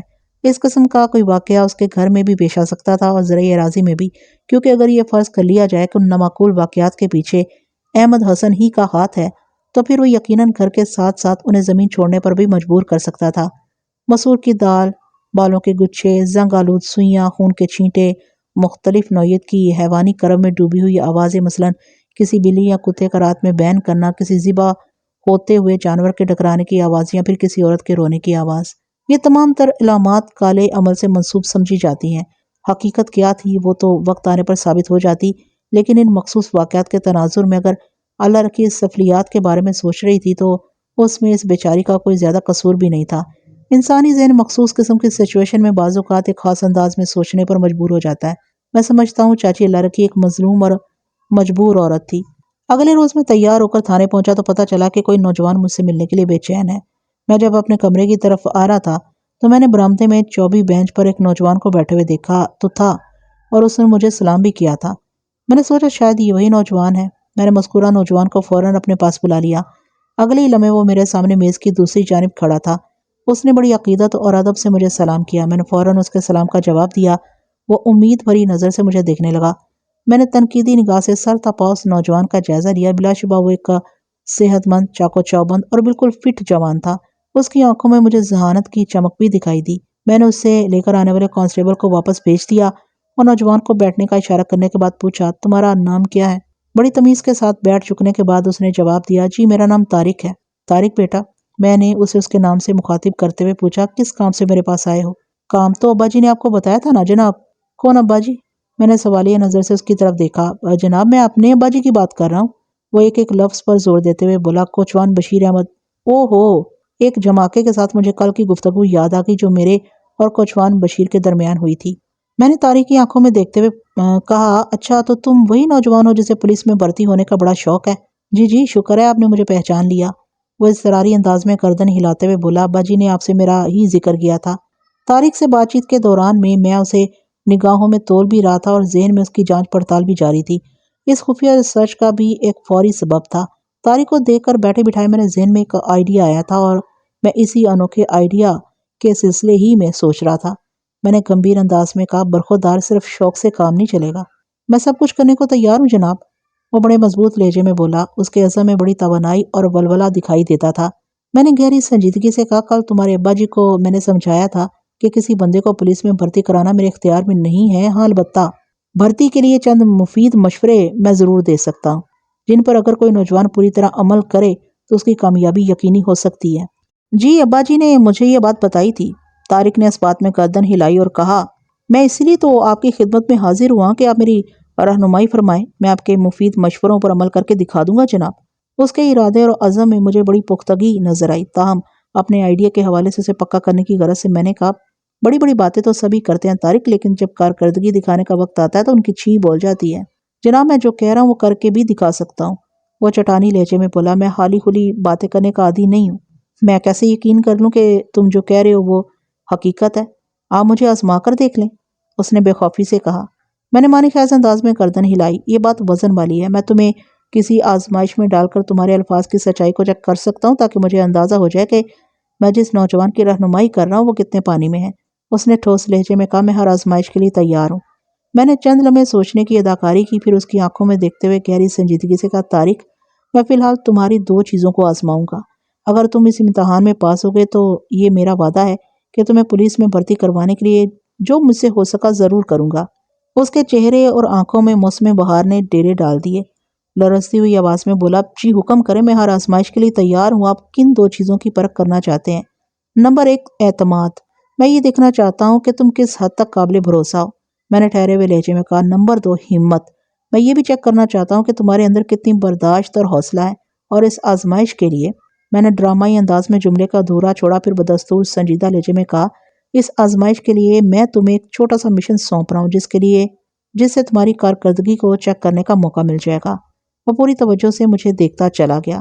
میں اگر چاہتا تو یہی کام اپنے عملے کے کسی ادنا سے آدمی سے بھی لے سکتا تھا، لیکن میں نے اس مشن کے لیے طارق کا انتخاب کچھ سوچ سمجھ کر کیا تھا۔ اس کی کارکردگی کو چیک ویک کرنا تو رہا ایک طرف، میں تو اپنے آئیڈیا کی تکمیل کے لیے یہ ایک تجربہ کر رہا تھا، اور مجھے امید بھی تھی کہ طارق ایک عام پولیس والے کی بنسبت بہتر رزلٹ دے گا۔ آئندہ 15 منٹ میں نے طارق کو نہایت ہی رازداری سے سمجھایا کہ آنے والے 2-3 روز میں اس نے کس طرح آدھی رات کو اپنے مکان کی چھت سے چاچی اللہ رکی کے گھر کے سین کی نگرانی کرنا ہے، اور وہ بھی اس طرح کہ نہ تو چاچی کو اس نگرانی کا شک ہو اور نہ ہی طارق کے گھر والوں کو اس خفیہ مشن کے بارے میں کچھ پتہ چلے۔ یہ کام اسے 2-3 گھنٹے تک ہر رات کرنا ہوگا۔ وہ خود کو سردی سے محفوظ رکھنے کے لیے اپنی چھت پر کیا انتظامات کر سکتا ہے، یہ سوچنا اسی کا کام ہے۔ اس معاملے میں رازداری کی بڑی اہمیت ہے۔ اس نے پورے انہماک سے میری بات سنی اور میرے خاموش ہونے پر پوچھا، تھانے صاحب کیا ہماری پڑوسن چاچی کے سین میں کوئی خطرناک واقعہ پیش آنے والا ہے؟ مثلاً مجھے کس قسم کی نگرانی کرنا ہے؟ تم اس واقعے کو خطرناک کہہ سکتے ہو؟ میں نے اس بات میں گردن ہلائی، پھر وضاحت کرتے ہوئے کہا، میرے اندازے کے مطابق آنے والی 2-3 راتوں میں، خصوصاً آدھی رات کے بعد جب سارا گاؤں گہری نیند سو رہا ہوگا، تو کوئی شخص چپکے سے لڑکی کے گھر کے صحن میں کودے گا۔ وہ وہاں کوئی شے پھینک کر چپ چاپ واپس بھی جا سکتا ہے، اور صحن میں رک کر ڈراؤنی آوازیں بھی نکال سکتا ہے۔ اس بندے کو شک نہیں ہونا چاہیے کہ تم اس کی حرکتوں کو دیکھ رہے ہو۔ لیکن جناب، کیا میں پوچھ سکتا ہوں کہ وہ شخص ایسا کیوں کرے گا؟ طارق نے الجھن زدہ لہجے میں پوچھا۔ اس کی ان حرکتوں کا ایک خاص مقصد ہے، میں نے کہا۔ وہ اس بوڑھے کو خوفزدہ کر کے وہ مکان خالی کرنے پر مجبور کرنا چاہتا ہے۔ وہ اسی قسم کی 1-2 حرکتیں پہلے بھی کر چکا ہے۔ لیکن وہ بدبخت ہے کون؟ طارق کے لہجے میں تشویش دار آئی۔ آخر اس معصوم اور مظلوم جوڑے نے اس کا کیا بگاڑا ہے؟ یہی تو معلوم کرنا ہے۔ وہ شیطان کی اولاد ہے کون؟ میں نے ایک لفظ پر زور دیتے ہوئے کہا، کیا تمہیں اس کام میں ہاتھ ڈالتے ہوئے ڈر محسوس ہو رہا ہے؟ ڈر محسوس نہیں ہو رہا، بلکہ مزہ آ رہا ہے جناب۔ وہ بڑے مضبوط لہجے میں بولا۔ اب یہ بتائیں کہ مجھے اس کمبخت کا کرنا کیا ہے؟ تعاقب، میں نے اس کی آنکھوں میں دیکھتے ہوئے کہا۔ جیسے ہی وہ اپنا کام کر کے واپس جانے لگے، تم اس کا پیچھا کرو گے۔ اس کے ساتھ کوئی چھیڑ چھاڑ کرنے کی ضرورت نہیں ہے۔ میں صرف یہ جاننا چاہتا ہوں کہ وہ کون ہے، کہاں رہتا ہے۔ اس بات کا تو مجھے یقین ہے کہ وہ وزیر کوٹ ہی کا رہنے والا ہے۔ کسی باہر کے آدمی کے لیے آدھی رات کو وزیر کوٹ آ کر ایسی حرکت کرنا کوئی آسان کام نہیں۔ آپ بے فکر ہو جائیں تھانے دار صاحب، میری بات کے اختتام پر اس نے بڑے مستحکم لہجے میں کہا۔ وہ خبیث جس رات بھی مجھے نظر آ گیا، اسی صبح میں آپ کے پاس اس کے بارے میں مکمل رپورٹ پیش کرنے آ جاؤں گا۔ شاباش، میں نے سراہنے والے انداز میں کہا، پھر تنبیہی لہجے میں اضافہ کیا، اور یہ معاملہ صرف ہم دونوں کے بیچ رہے گا۔ جی بالکل، اس نے بڑے اعتماد سے اس بات میں سر ہلایا اور بولا، میں کسی کو بھی اس کی ہوا نہیں لگنے دوں گا۔ آپ مجھ پر بھروسہ کریں جناب۔ اور میں نے اس پر بھروسہ کر لیا۔ آئندہ روز میں تیار ہو کر تھانے پہنچا تو ایک مرتبہ پھر طارق کو اپنے انتظار میں بیٹھے دیکھا۔ اس کے چہرے پر کسی فوری کامیابی کی چمک تھی۔ میں نے اسے اپنے کمرے میں بلا لیا۔ اس نے بڑے جوش بڑے انداز میں مجھے سلام کیا۔ میں نے اسے بیٹھنے کے لیے کہا، پھر پوچھا، سب خیریت تو ہے نا طارق؟ اتنی صبح؟ جناب، آپ نے مجھے جس آزمائش میں ڈالا تھا نا، اس کے نتیجے سے آگاہ کرنے آیا ہوں۔ اس نے فخری انداز میں جواب دیا۔ آپ کی دعاؤں اور اللہ پاک کے کرم سے مجھے پہلی رات ہی کامیابی مل گئی ہے۔ میں نے بے سختہ چونک کر اس کی طرف دیکھا۔ وہ کوئی معمولی بات نہیں کر رہا تھا۔ میں نے ٹھہرے ہوئے لہجے میں استفسار کیا، مطلب یہ کہ تم نے میرے مطلوبہ بندے کا سراغ لگا لیا ہے؟ جی ہاں، وہ بڑے اعتماد سے بولا۔ میں اضطراری انداز میں سوال کیا، تفصیلات کیا ہیں؟ جناب، آپ کی ہدایت کے مطابق میں اپنے گھر کی چھت پر چھپ کر اللہ رکھی کے سین کی کڑی نگرانی کر رہا تھا۔ اپنے لیے جگہ کا انتخاب اور سردی سے بچاؤ کا بندوبست میں نے کل دن ہی میں کر لیا تھا۔ مجھ سمیت میرے گھر کے تمام افراد رات 9 بجے تک گہری نیند سو جاتے ہیں۔ مجھے ایک بے چینی لگی ہوئی تھی، اس لیے نیند آنکھوں سے کوسوں دور تھی۔ میں جا کر آدھی رات ہونے کا انتظار کر رہا تھا۔ جب ہر طرف سے اطمینان ہو گیا کہ گھر والے اب صبح ہی آنکھیں کھولیں گے تو میں چپکے سے لحاف سے نکلا اور دبے قدموں اپنے گھر کی چھت پر پہنچ گیا۔ ابھی رات آدھی نہیں ہوئی تھی، زیادہ 11 بجے ہوں گے، لیکن میری بےقراری وقت سے پہلے مجھے چھت پر لے گئی اور میں سمجھتا ہوں کہ یہ بہت ہی اچھا ہوا۔ کیا مطلب؟ میں نے قطع کلامی کرتے ہوئے کہا، کیا کچھ خاص پیش آ گیا تھا؟ جی ہاں، بالکل خاص۔ لگ بھگ 11:30 بجے کا وقت ہوگا، وہ بڑے معتدل انداز میں وضاحت کرتے ہوئے بولا۔ جب میں نے اس بدبخت کو دیکھ لیا، تمہیں اس کی صورت تو یاد رہ گئی ہوگی؟ میں نے تیز لہجے میں پوچھا۔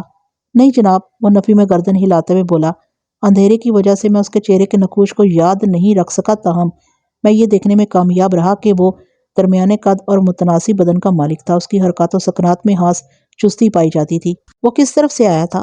میں نے پرتجسس انداز میں پوچھا۔ اور اس نے اللہ رکی کے گھر میں کیا کارنامہ انجام دیا؟ جناب، یہ بتانا تو بہت مشکل ہے کہ وہ کدھر سے آیا تھا، وہ متذبذب لہجے میں بولا، لیکن میرا خیال ہے کہ وہ کھیتوں کی جانب سے آیا ہوگا۔ میں نے اسے اللہ رکی کے مکان کی اس دیوار کے پاس نمودار ہوتے دیکھا جہاں سے تھوڑا آگے کھیتوں کا سلسلہ شروع ہو جاتا ہے، اس لیے میرا قیاس یہی ہے کہ وہ کھیتوں ہی کی سمت سے آیا ہوگا۔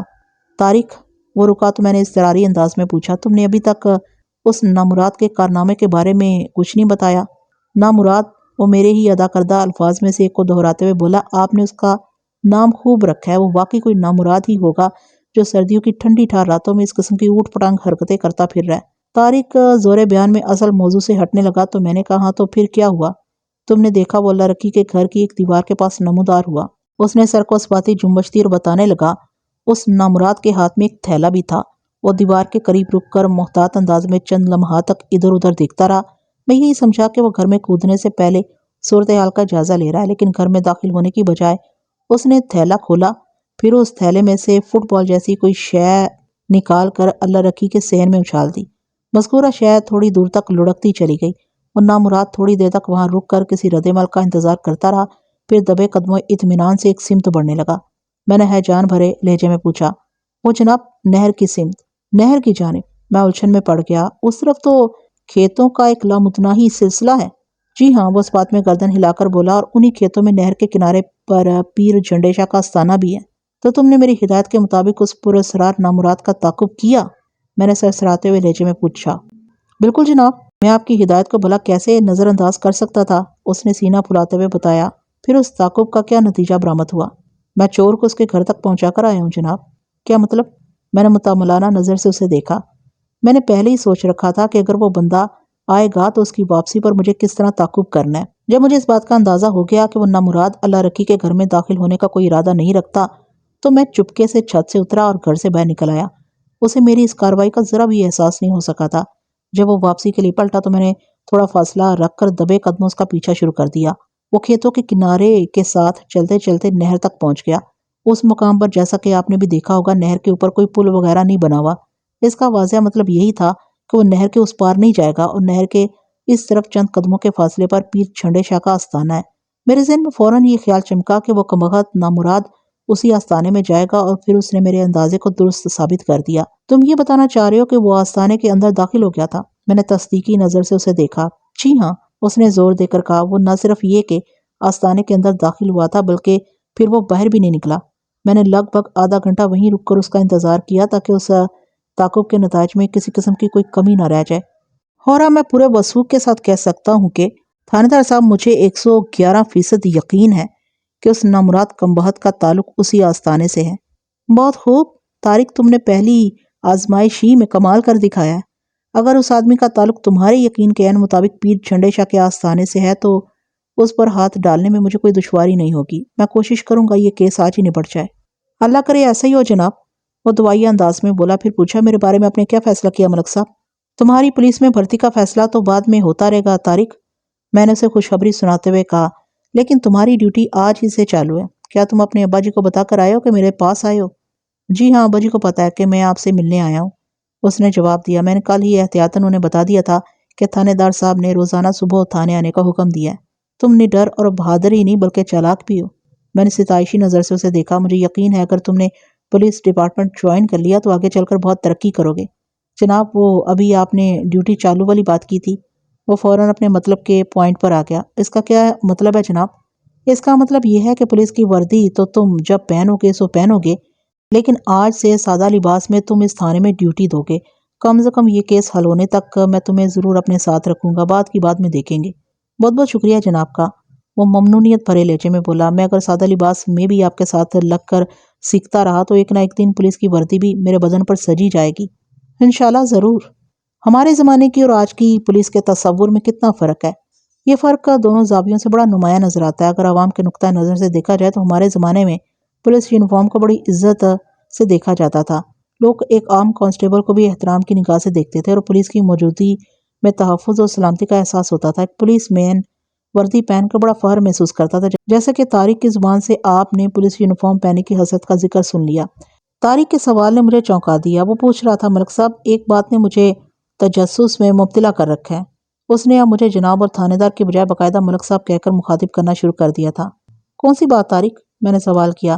اس نامراد نے تھیلے میں سے کون سی شے نکال کر اللہ رکی کے گھر کے سین میں پھینکی تھی؟ اس نے اظہار خیال کیا۔ ایک بات کا تو مجھے پکا یقین ہے کہ وہ کوئی فٹ بال تو نہیں تھی۔ یہ فتویٰ تم کس بنیاد پر صادر کر رہے ہو؟ میں نے اس کی قابلیت جانچنے کی غرض سے پوچھ لیا۔ جناب اگر وہ کوئی فٹ بال ہوتی تو سین میں ٹپا کھانے کے بعد باقاعدہ اچھلتی، پھر کچھ فاصلے تک اسی طرح اچھلتی چلی جاتی، وہ وضاحت کرتے ہوئے بولا۔ لیکن مذکورہ شے لڑکتی ہوئی ایک محدود فاصلے پر جا کر رک گئی تھی۔ تمہارا تجزیہ بالکل درست ہے، میں نے گہری سنجیدگی سے کہا۔ میں سمجھتا ہوں وہ کسی جانور کا کٹا ہوا سر ہوگا، خون آلود سر، اللہ رکی پر دہشت طاری کرنے کے لیے، اور مجھے یہ بھی امید ہے تھوڑی دیر میں اللہ رکی بھی یہاں ہوگی۔ جناب یہ جادوئی چکر پیر چھنڈے شاہ کی کوئی کارستانی تو نہیں؟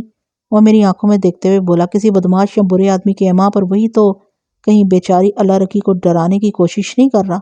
ابھی تم نے جس خدشے کا اظہار کیا اس پر اللہ رکی تو پورا یقین رکھتی ہے اور اپنے دشمن کے بارے میں بھی جانتی ہے، میں نے طارق کے سوال کے جواب میں بتایا۔ لیکن میرا معاملہ 50-50 والا ہے۔ جی یہ 50-50 کیا مطلب؟ اس نے الجھن بھری نظر سے مجھے دیکھا۔ اور اللہ رکی نے اپنے دشمن کے بارے میں کیا بتایا؟ طارق کی ذہانت اور معاملہ فہمی کو تسلیم کرنا پڑا۔ وہ صورتحال کے مطابق بڑا نپا تلا سوال کرتا تھا۔ سامعین کو اچھی طرح یاد ہوگا کہ میری 2-3 کہانیوں میں آپ نے کانسٹیبل طارق کا ذکر سنا اور پڑھا ہے۔ وہ یہی طارق ہے۔ اس کی باقاعدہ بھرتی سے قبل ہماری پہلی ملاقات اللہ رکی والے کیس میں ہوئی تھی۔ بعد ازاں پولیس ڈپارٹمنٹ میں رہتے ہوئے طارق نے بڑی ترقی کی تھی۔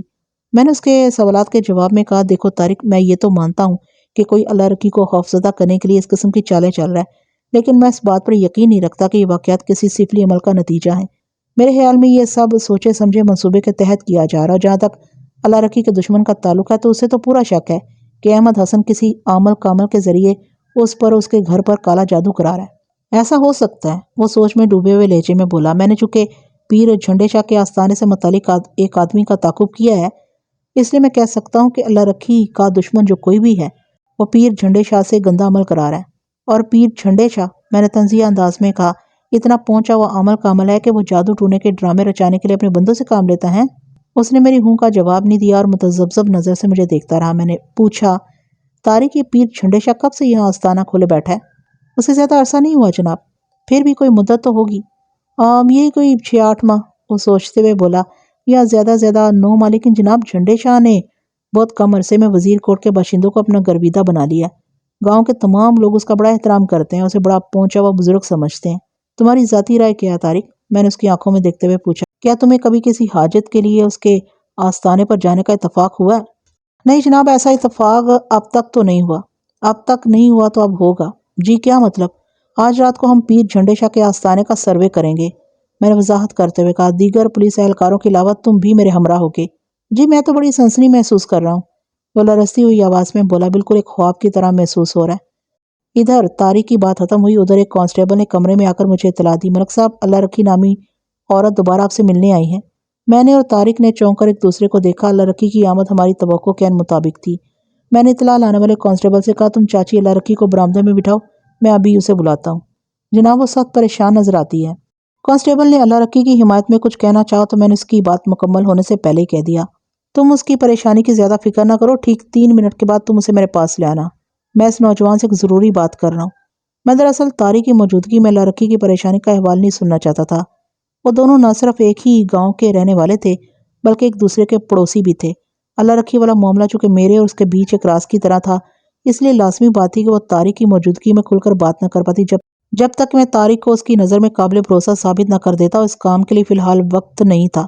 کانسٹیبل کے جاتے ہی میں نے طارق سے کہا کہ تم اس دروازے سے نکل کر میرے رہائشی کوارٹر کی طرف چلے جاؤ۔ میں نے پہلو والی دیوار میں موجود دروازے کی جانب اشارہ بھی کر دیا، اور جب تک میں تمہیں خود نہ بلاؤں تم ادھر کا رخ نہیں کرو گے۔ اوکے ملک صاحب۔ یہ کہتے ہوئے وہ اٹھا اور متذکرہ بالا دروازے سے باہر نکل گیا۔ میرے کمرے میں آمد و شد کے لیے 2 دروازے تھے۔ ایک تو کمرے کے سامنے والے حصے میں تھا جہاں سے تھانے کا عملہ اور سائلین وغیرہ آتے جاتے تھے، اور دوسرا بغلی دروازہ خاص طور پر میرے استعمال میں رہتا تھا جہاں سے میں نے طارق کو باہر جانے کے لیے کہا تھا۔ تھوڑی دیر کے بعد چاچی اللہ رکھی میرے سامنے بیٹھی تھی۔ اس کے چہرے پر ہوائیاں اڑ رہی تھیں اور اس کے ساتھ ہی حرکات و سکنات میں تذبذب بھرا جوش بھی پایا جاتا تھا۔ میں اس کی کیفیت کو کوئی واضح نام نہ دے سکا۔ میں نے اس کی آنکھوں میں جھانک کر پوچھا، اللہ رکھی خیریت تو ہے؟ وہ ادھر ادھر دیکھنے کے بعد محتاط مگر سہمے ہوئے انداز میں بولی، تھانے دار پتر، میں آپ سے ایک بہت ہی ضروری بات کرنے آئی ہوں۔ کیا کسی جانور کے کٹے ہوئے سر نے تمہیں خوفزدہ کر دیا ہے؟ میں نے ایک لفظ پر زور دے کر انکشاف انگیز انداز میں پوچھا، آپ کو کیسے پتا چلا؟ وہ حیرت بھرے لہجے میں مستفسر ہوئی۔ اپنے علم کی مدد سے، میں نے بدستور گہری سنجیدگی سے کہا۔ علم؟ اس کی حیرت میں 10 گنا اضافہ ہو گیا۔ جس طرح عمل کامل لوگ اپنے علم کی مدد سے بہت سی خفیہ چیزوں کا پتہ چلا لیتے ہیں، میں بھی ویسا ہی کرتا ہوں۔ یہ علم پولیس ڈپارٹمنٹ کے تجربے نے مجھے سکھایا ہے۔ کہ یہ بات درست نہیں کہ تم کٹے ہوئے سر کی وجہ سے سخت گھبرائی ہوئی ہو؟ میرا سوال مکمل ہونے کے بعد اس نے اضطراری انداز میں کہا، آپ کی بات اپنی جگہ بالکل درست ہے تھانے دار پتر۔ آج صبح جب میں سو کر اٹھی تو کالے بکرے کا کٹا ہوا خون آلود سر میرے صحن میں عین ٹالی کے درخت کے نیچے پڑا تھا، لیکن میری الجھن اور پریشانی کسی دوسری وجہ سے ہے۔ کسی دوسری وجہ سے؟ میں نے چونک کر اس کی طرف دیکھا۔ ہاں، دوسری وجہ سے۔ آپ مجھ سے ناراض تو نہیں ہوں گے نا؟ اس کا انداز بے حد الجھا دینے والا تھا۔ میں نے قدرے سخت لہجے میں پوچھ لیا، تم نے ایسا کیا کر دیا جو میں تم سے خفا ہو جاؤں گا؟ میں نے آپ کے علم میں لائے بغیر ایک حرکت کی ہے، وہ ہچکچاہٹ آمیز لہجے میں بولی، لیکن اس حرکت کے نتیجے میں الجھ کر رہ گئی ہوں۔ میری سمجھ میں نہیں آ رہا کہ میں نے کیا دیکھا ہے۔ چاچی، تمہاری بے ربط باتیں میرے پلے نہیں پڑ رہی، میں نے اکتاہٹ آمیز انداز میں کہا۔ جو بھی بتانا چاہ رہی ہو کھل کر کہو۔ وہ چند لمحات تک ایسے انداز میں مجھے دیکھتی رہی جیسے ذہن میں بکھرے ہوئے مختلف خیالات کو ایک جگہ جمع کرنے کی کوشش کر رہی، اور پھر وہ ٹھہر ٹھہر کر مجھے بتانے لگی، تھانے دار پتر، آپ مانو یا نہ مانو، لیکن میرے ذہن میں یہ بات بیٹھ گئی ہے کہ احمد حسن سفلیات کے کسی ماہر سے مجھ پر اور میرے گھر پر گندا عمل کرا رہا ہے۔ میرے گھر کے صحن میں جو پراسرار اور خطرناک واقعات رونما ہو رہے ہیں، یہ اسی سلسلے کی کڑی ہے۔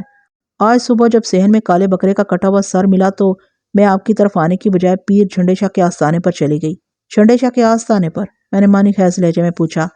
پہلے بھی کئی مرتبہ میرے جی میں آئی تھی کہ میں وہاں جاؤں، اور وضاحت کرتے ہوئے بولی، پورا گاؤں کی تعریف کرتا ہے، وہ بڑے کرنے والے ہیں۔ یہی سوچ کر میں صبح ان کے آستانے پر گئی کہ وہ میرے مسئلے کے حل کے لیے کوئی عمل وغیرہ کریں گے۔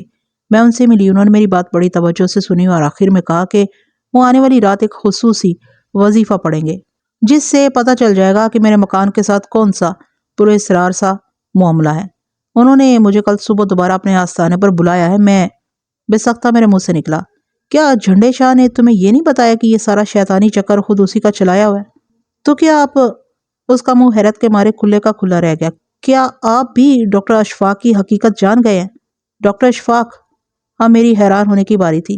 جی، اس نے اس بات میں گردن ہلائی، میں نے ڈاکٹر اشفاق کو جھنڈے شاہ کے آستانے پر دیکھا ہے۔ اس کے بعد ہی تو میں پریشانی میں بھاگی بھاگی آپ کے پاس آئی ہوں تھانے دار پتر۔ میں اس معاملے کو سمجھ نہیں پائی۔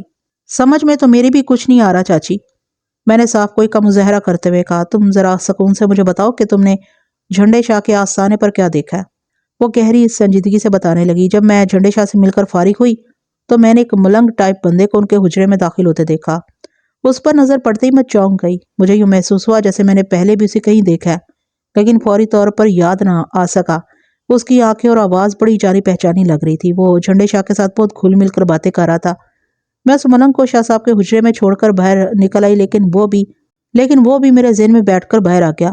ابر تجسس کی تسکین کے لیے جب میں نے آستانے پر موجود لوگوں سے اس ملنگ کے بارے میں پوچھا تو پتہ چلا کہ وہ جھنڈے شاہ کا خاص خدمتگار ہے۔ اس کا نام جنید خان پتہ چلا۔ میں متذبذب ذہن کے ساتھ آستانے سے باہر نکل آئی، لیکن واپسی میں گھر کی طرف آتے ہوئے مجھے سب کچھ یاد آ گیا۔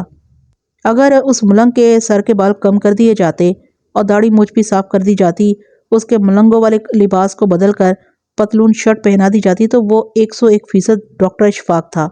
اس انکشاف کے ساتھ ہی یہ بات میری سمجھ میں آ گئی کہ اس ملنگ کی آنکھیں اور آواز مجھے جانی پہچانی کیوں لگ رہی ہے۔ وہ بدلے ہوئے حلیے میں ڈاکٹر اشفاق کے سوا کوئی ہو ہی نہیں سکتا تھا۔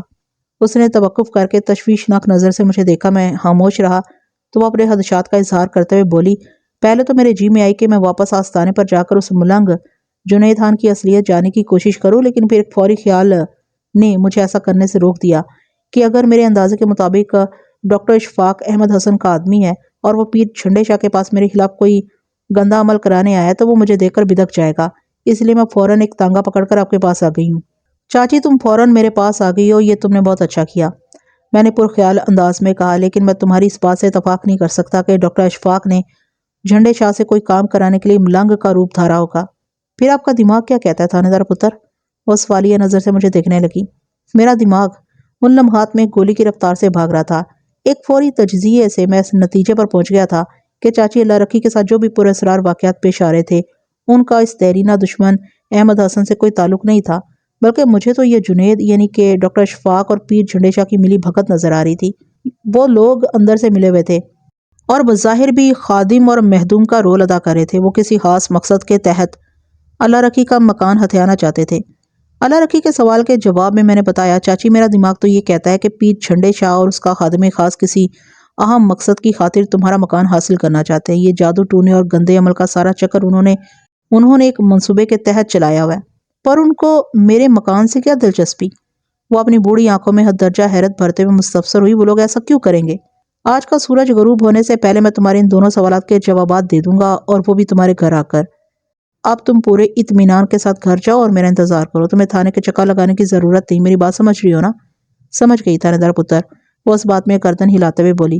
میں نے تنبیہی انداز میں کہا، اور آج کے واقعات کا کسی سے کوئی ذکر بھی نہیں کرنا۔ ٹھیک ہے جی۔ اس نے ایک مرتبہ پھر سر کو اس باتی جنبش دی۔ آپ میری طرف سے بے فکر رہیں، میں آپ کو شکایت کا موقع نہیں دوں گی۔ چاچی مجھے تم سے ایسی ہی توقع ہے، میں نے تعریفی انداز میں کہا۔ اس کے چہرے پر اطمینان کی جھلک نمودار ہوئی۔ اس نے امید بھری نظر سے مجھے دیکھا۔ مجھے اس کی بوڑھی آنکھوں میں کامیابی اور سرخروئی کے دیپ روشن دکھائی دیے۔ میں نے دل میں خود سے کہا، ملک صفدر حیات، تم ہر قیمت پر خود کو اور اللہ رکی کی توقع کے مطابق سرخرو کرو گے۔ اس نے مجھے سلام کیا اور رخصت ہو گئی۔ جھنڈے شاہ نے اپنے آستانے پر تکونا سبز جلالی پرچم لگا رکھا تھا جو بہت دور ہی سے نظر آ جاتا تھا۔ حلالی کی بجائے جلالی میں نے اس لیے کہا کہ اس تکونے جھنڈے پر چاند کی بجائے ایک سرخ گولا بنا ہوا تھا جو بڑے جلال میں دکھائی دیتا تھا۔ رات والے پروگرام کو کینسل کرتے ہوئے میں کانسٹیبل وحید اور طارق کو اپنے ہمراہ لے کر اسی روز سپہر کے وقت مذکورہ آستانے پر پہنچ گیا تھا، اور میں نے اس نیت سے وہاں قدم رکھا تھا کہ آنے واحد میں پیر جھنڈے شاہ اور اس کے خادم خاص جنید خان کو گرفتار کر کے اپنے ساتھ تھانے لے آؤں گا۔ باقی تفتیش بعد میں ہوتی رہے گی۔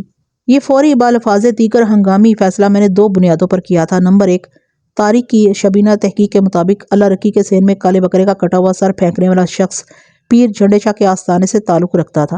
نمبر دو، اللہ رکی نے بذات خود ڈاکٹر اشفاق کو جنید خان کے روپ میں آستانے پر دیکھا تھا۔ وہ ڈاکٹر اشفاق تھا یا جنید خان تھا یا پھر وہ کوئی اور تھا، بہرحال ایک بات طے تھی کہ وہ جھنڈے شاہ کی آشیرواد سے اللہ رکی کو گھر چھوڑنے پر مجبور کرنے کی کوشش میں مصروف پایا گیا تھا۔ یہ بھی ممکن تھا کہ گزشتہ رات اسی شخص نے اللہ رکی کے صحن میں کالے بکرے کا سر پھینکا ہو۔ مجھے یقین تھا کہ ان دونوں افراد کی گرفتاری میں بڑے سنسنی خیز انکشافات ہوں۔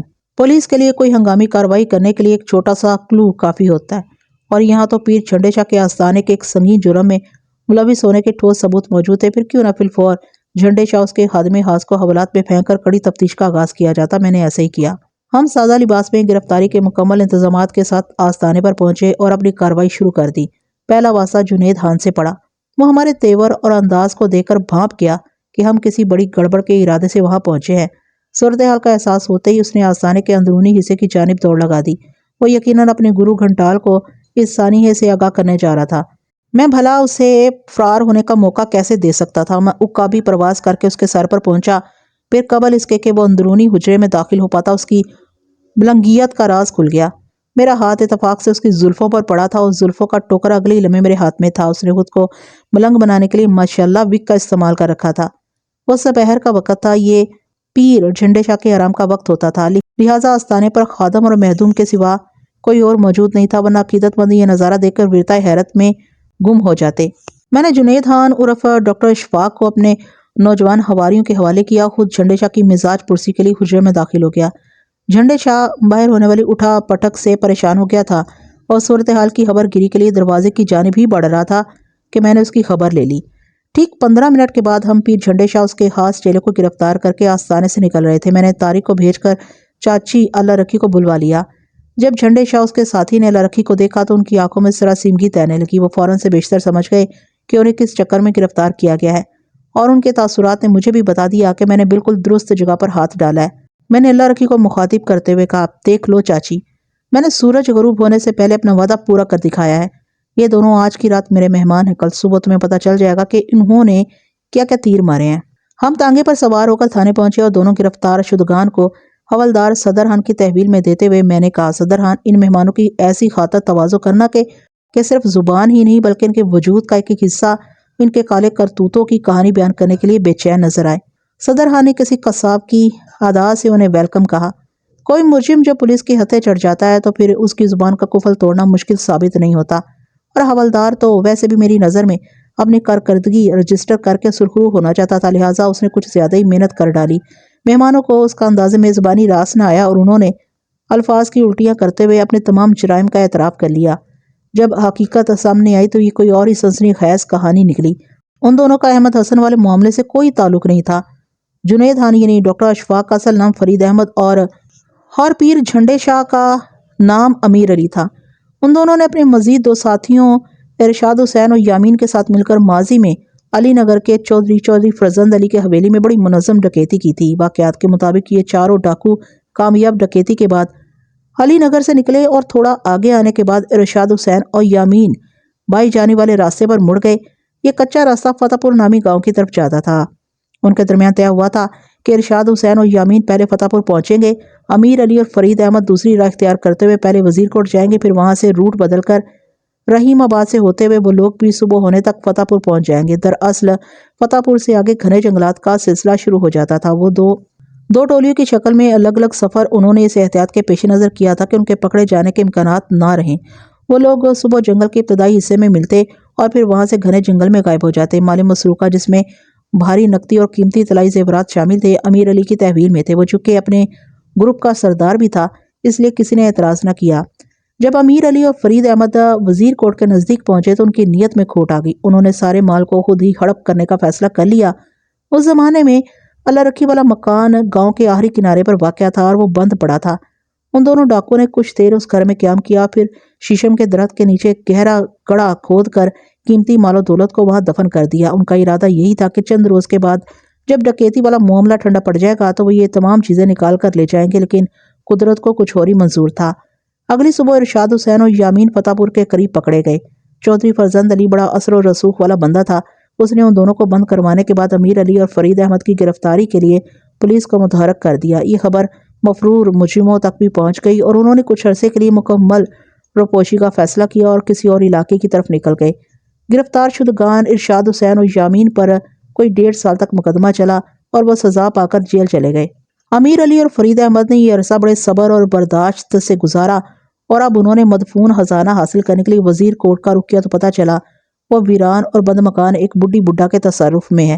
اگر ماضی والی صورتحال ہوتی تو وہ ایک رات خاموشی سے مذکورہ مکان میں گھستے اور اگلی صبح سے پہلے مدفون مال کو کھود کر کسی اور طرف نکل جاتے، لیکن موجودہ حالات میں یہ ممکن نہیں تھا، لہٰذا انہوں نے وزیر کوٹ میں ایک آستانہ قائم کر لیا۔ امیر علی پیر جھنڈے شاہ بن گیا اور فرید احمد نے اس کے ملازم خاص کا بھیس بدل کر جنید خان نام رکھ لیا۔ انہوں نے چند ماہ میں گاؤں والوں کو اپنا گرویدہ بنا لیا تھا۔ پلاننگ کے مطابق فرید احمد نے پہلے ڈاکٹر اشفاق کے روپ میں اللہ رکھی کو اپنے شیشے میں اتارنے کی کوشش کی اور جب یہ پلان ناکام رہا تو پھر جادو ٹونے کا چکر چلایا گیا تاکہ اللہ رکھی ان واقعات سے خوفزدہ ہو کر مکان خالی کرنے پر مجبور ہو جائے۔ وہ خوفزدہ تو ہوئی لیکن مکان خالی کرنے کی بجائے اس نے مجھ سے رابطہ کیا اور پھر تیزی سے حالات کروٹیں بدلنے لگے۔ اللہ رکھی کے ذہن میں جو شک تھا وہ محض شک ہی ثابت ہوا اور اس معاملے کے پیچھے احمد حسن کے بجائے کوئی اور ہی سنسنی خیز کہانی نکل آئی۔ میں نے آئندہ روز علاقہ ایس پی کی موجودگی میں اللہ رکھی کے گھر کے سین کی کھدائی کروا کے مدفون خزانہ برآمد کر لیا۔ اس برآمدگی کی خبر کو پر لگے اور وہ وزیر کوٹ سے اڑ کر علی نگر پہنچ گئی۔ میں نے ایس پی صاحب کو رپورٹ پیش کرتے ہوئے کہیں بھی بخل سے کام نہیں لیا اور واضح الفاظ میں بتایا کہ ان 2 ڈاکوؤں کی گرفتاری میں سب سے اہم کردار طارق نے ادا کیا تھا۔ طارق کی کارکردگی پر میرے تعریفی کلمات نے سونے پر سہاگے کا اثر دکھایا اور پولیس میں اس کی بھرتی کی راہ خود بخود ہموار ہو گئی۔ امیر علی اور فرید احمد کی گرفتاری کوئی معمولی واقعہ نہیں تھا۔ اس کارنامے پر ایک جانب تو چودھری فرزند علی نے مجھے اور میری ٹیم کو انعام و اکرام سے نوازا اور دوسری طرف ڈپارٹمنٹ کے اندر مجھے اور طارق کو خصوصاً بہت سراہا گیا، جو بڑے اعزاز کی بات تھی۔ اس معاشرے میں پائی جانے والی 2 کالی بھیڑیں اپنے ریوڑ سے بچھڑ گئی تھی، وہ حادثاتی طور پر ہمارے ہتھے چڑھ گئی۔ میں نے قانونی چارہ جوئی کے بعد انہیں ایک ایسے کیمپ میں پہنچا دیا جہاں انہی کے خاندان کے دیگر افراد آباد تھے۔ تو ناظرین، امید کرتی ہوں یہ کہانی بھی آپ کو پسند آئی ہوگی۔ پسند آئی ہے تو ویڈیو کو لائک، کمنٹ اور شیئر کرنا ہرگز مت بھولیے گا، اور جو میرے چینل پر نیو ہے جلدی سے چینل کو سبسکرائب کر لیجئے، ایسا نہ ہو کہ کوئی کہانی آپ سے مس ہو جائے۔ اور مجھے اجازت دیجیے ایسی ہی کسی دلچسپ کہانی تک کے لیے اللہ حافظ۔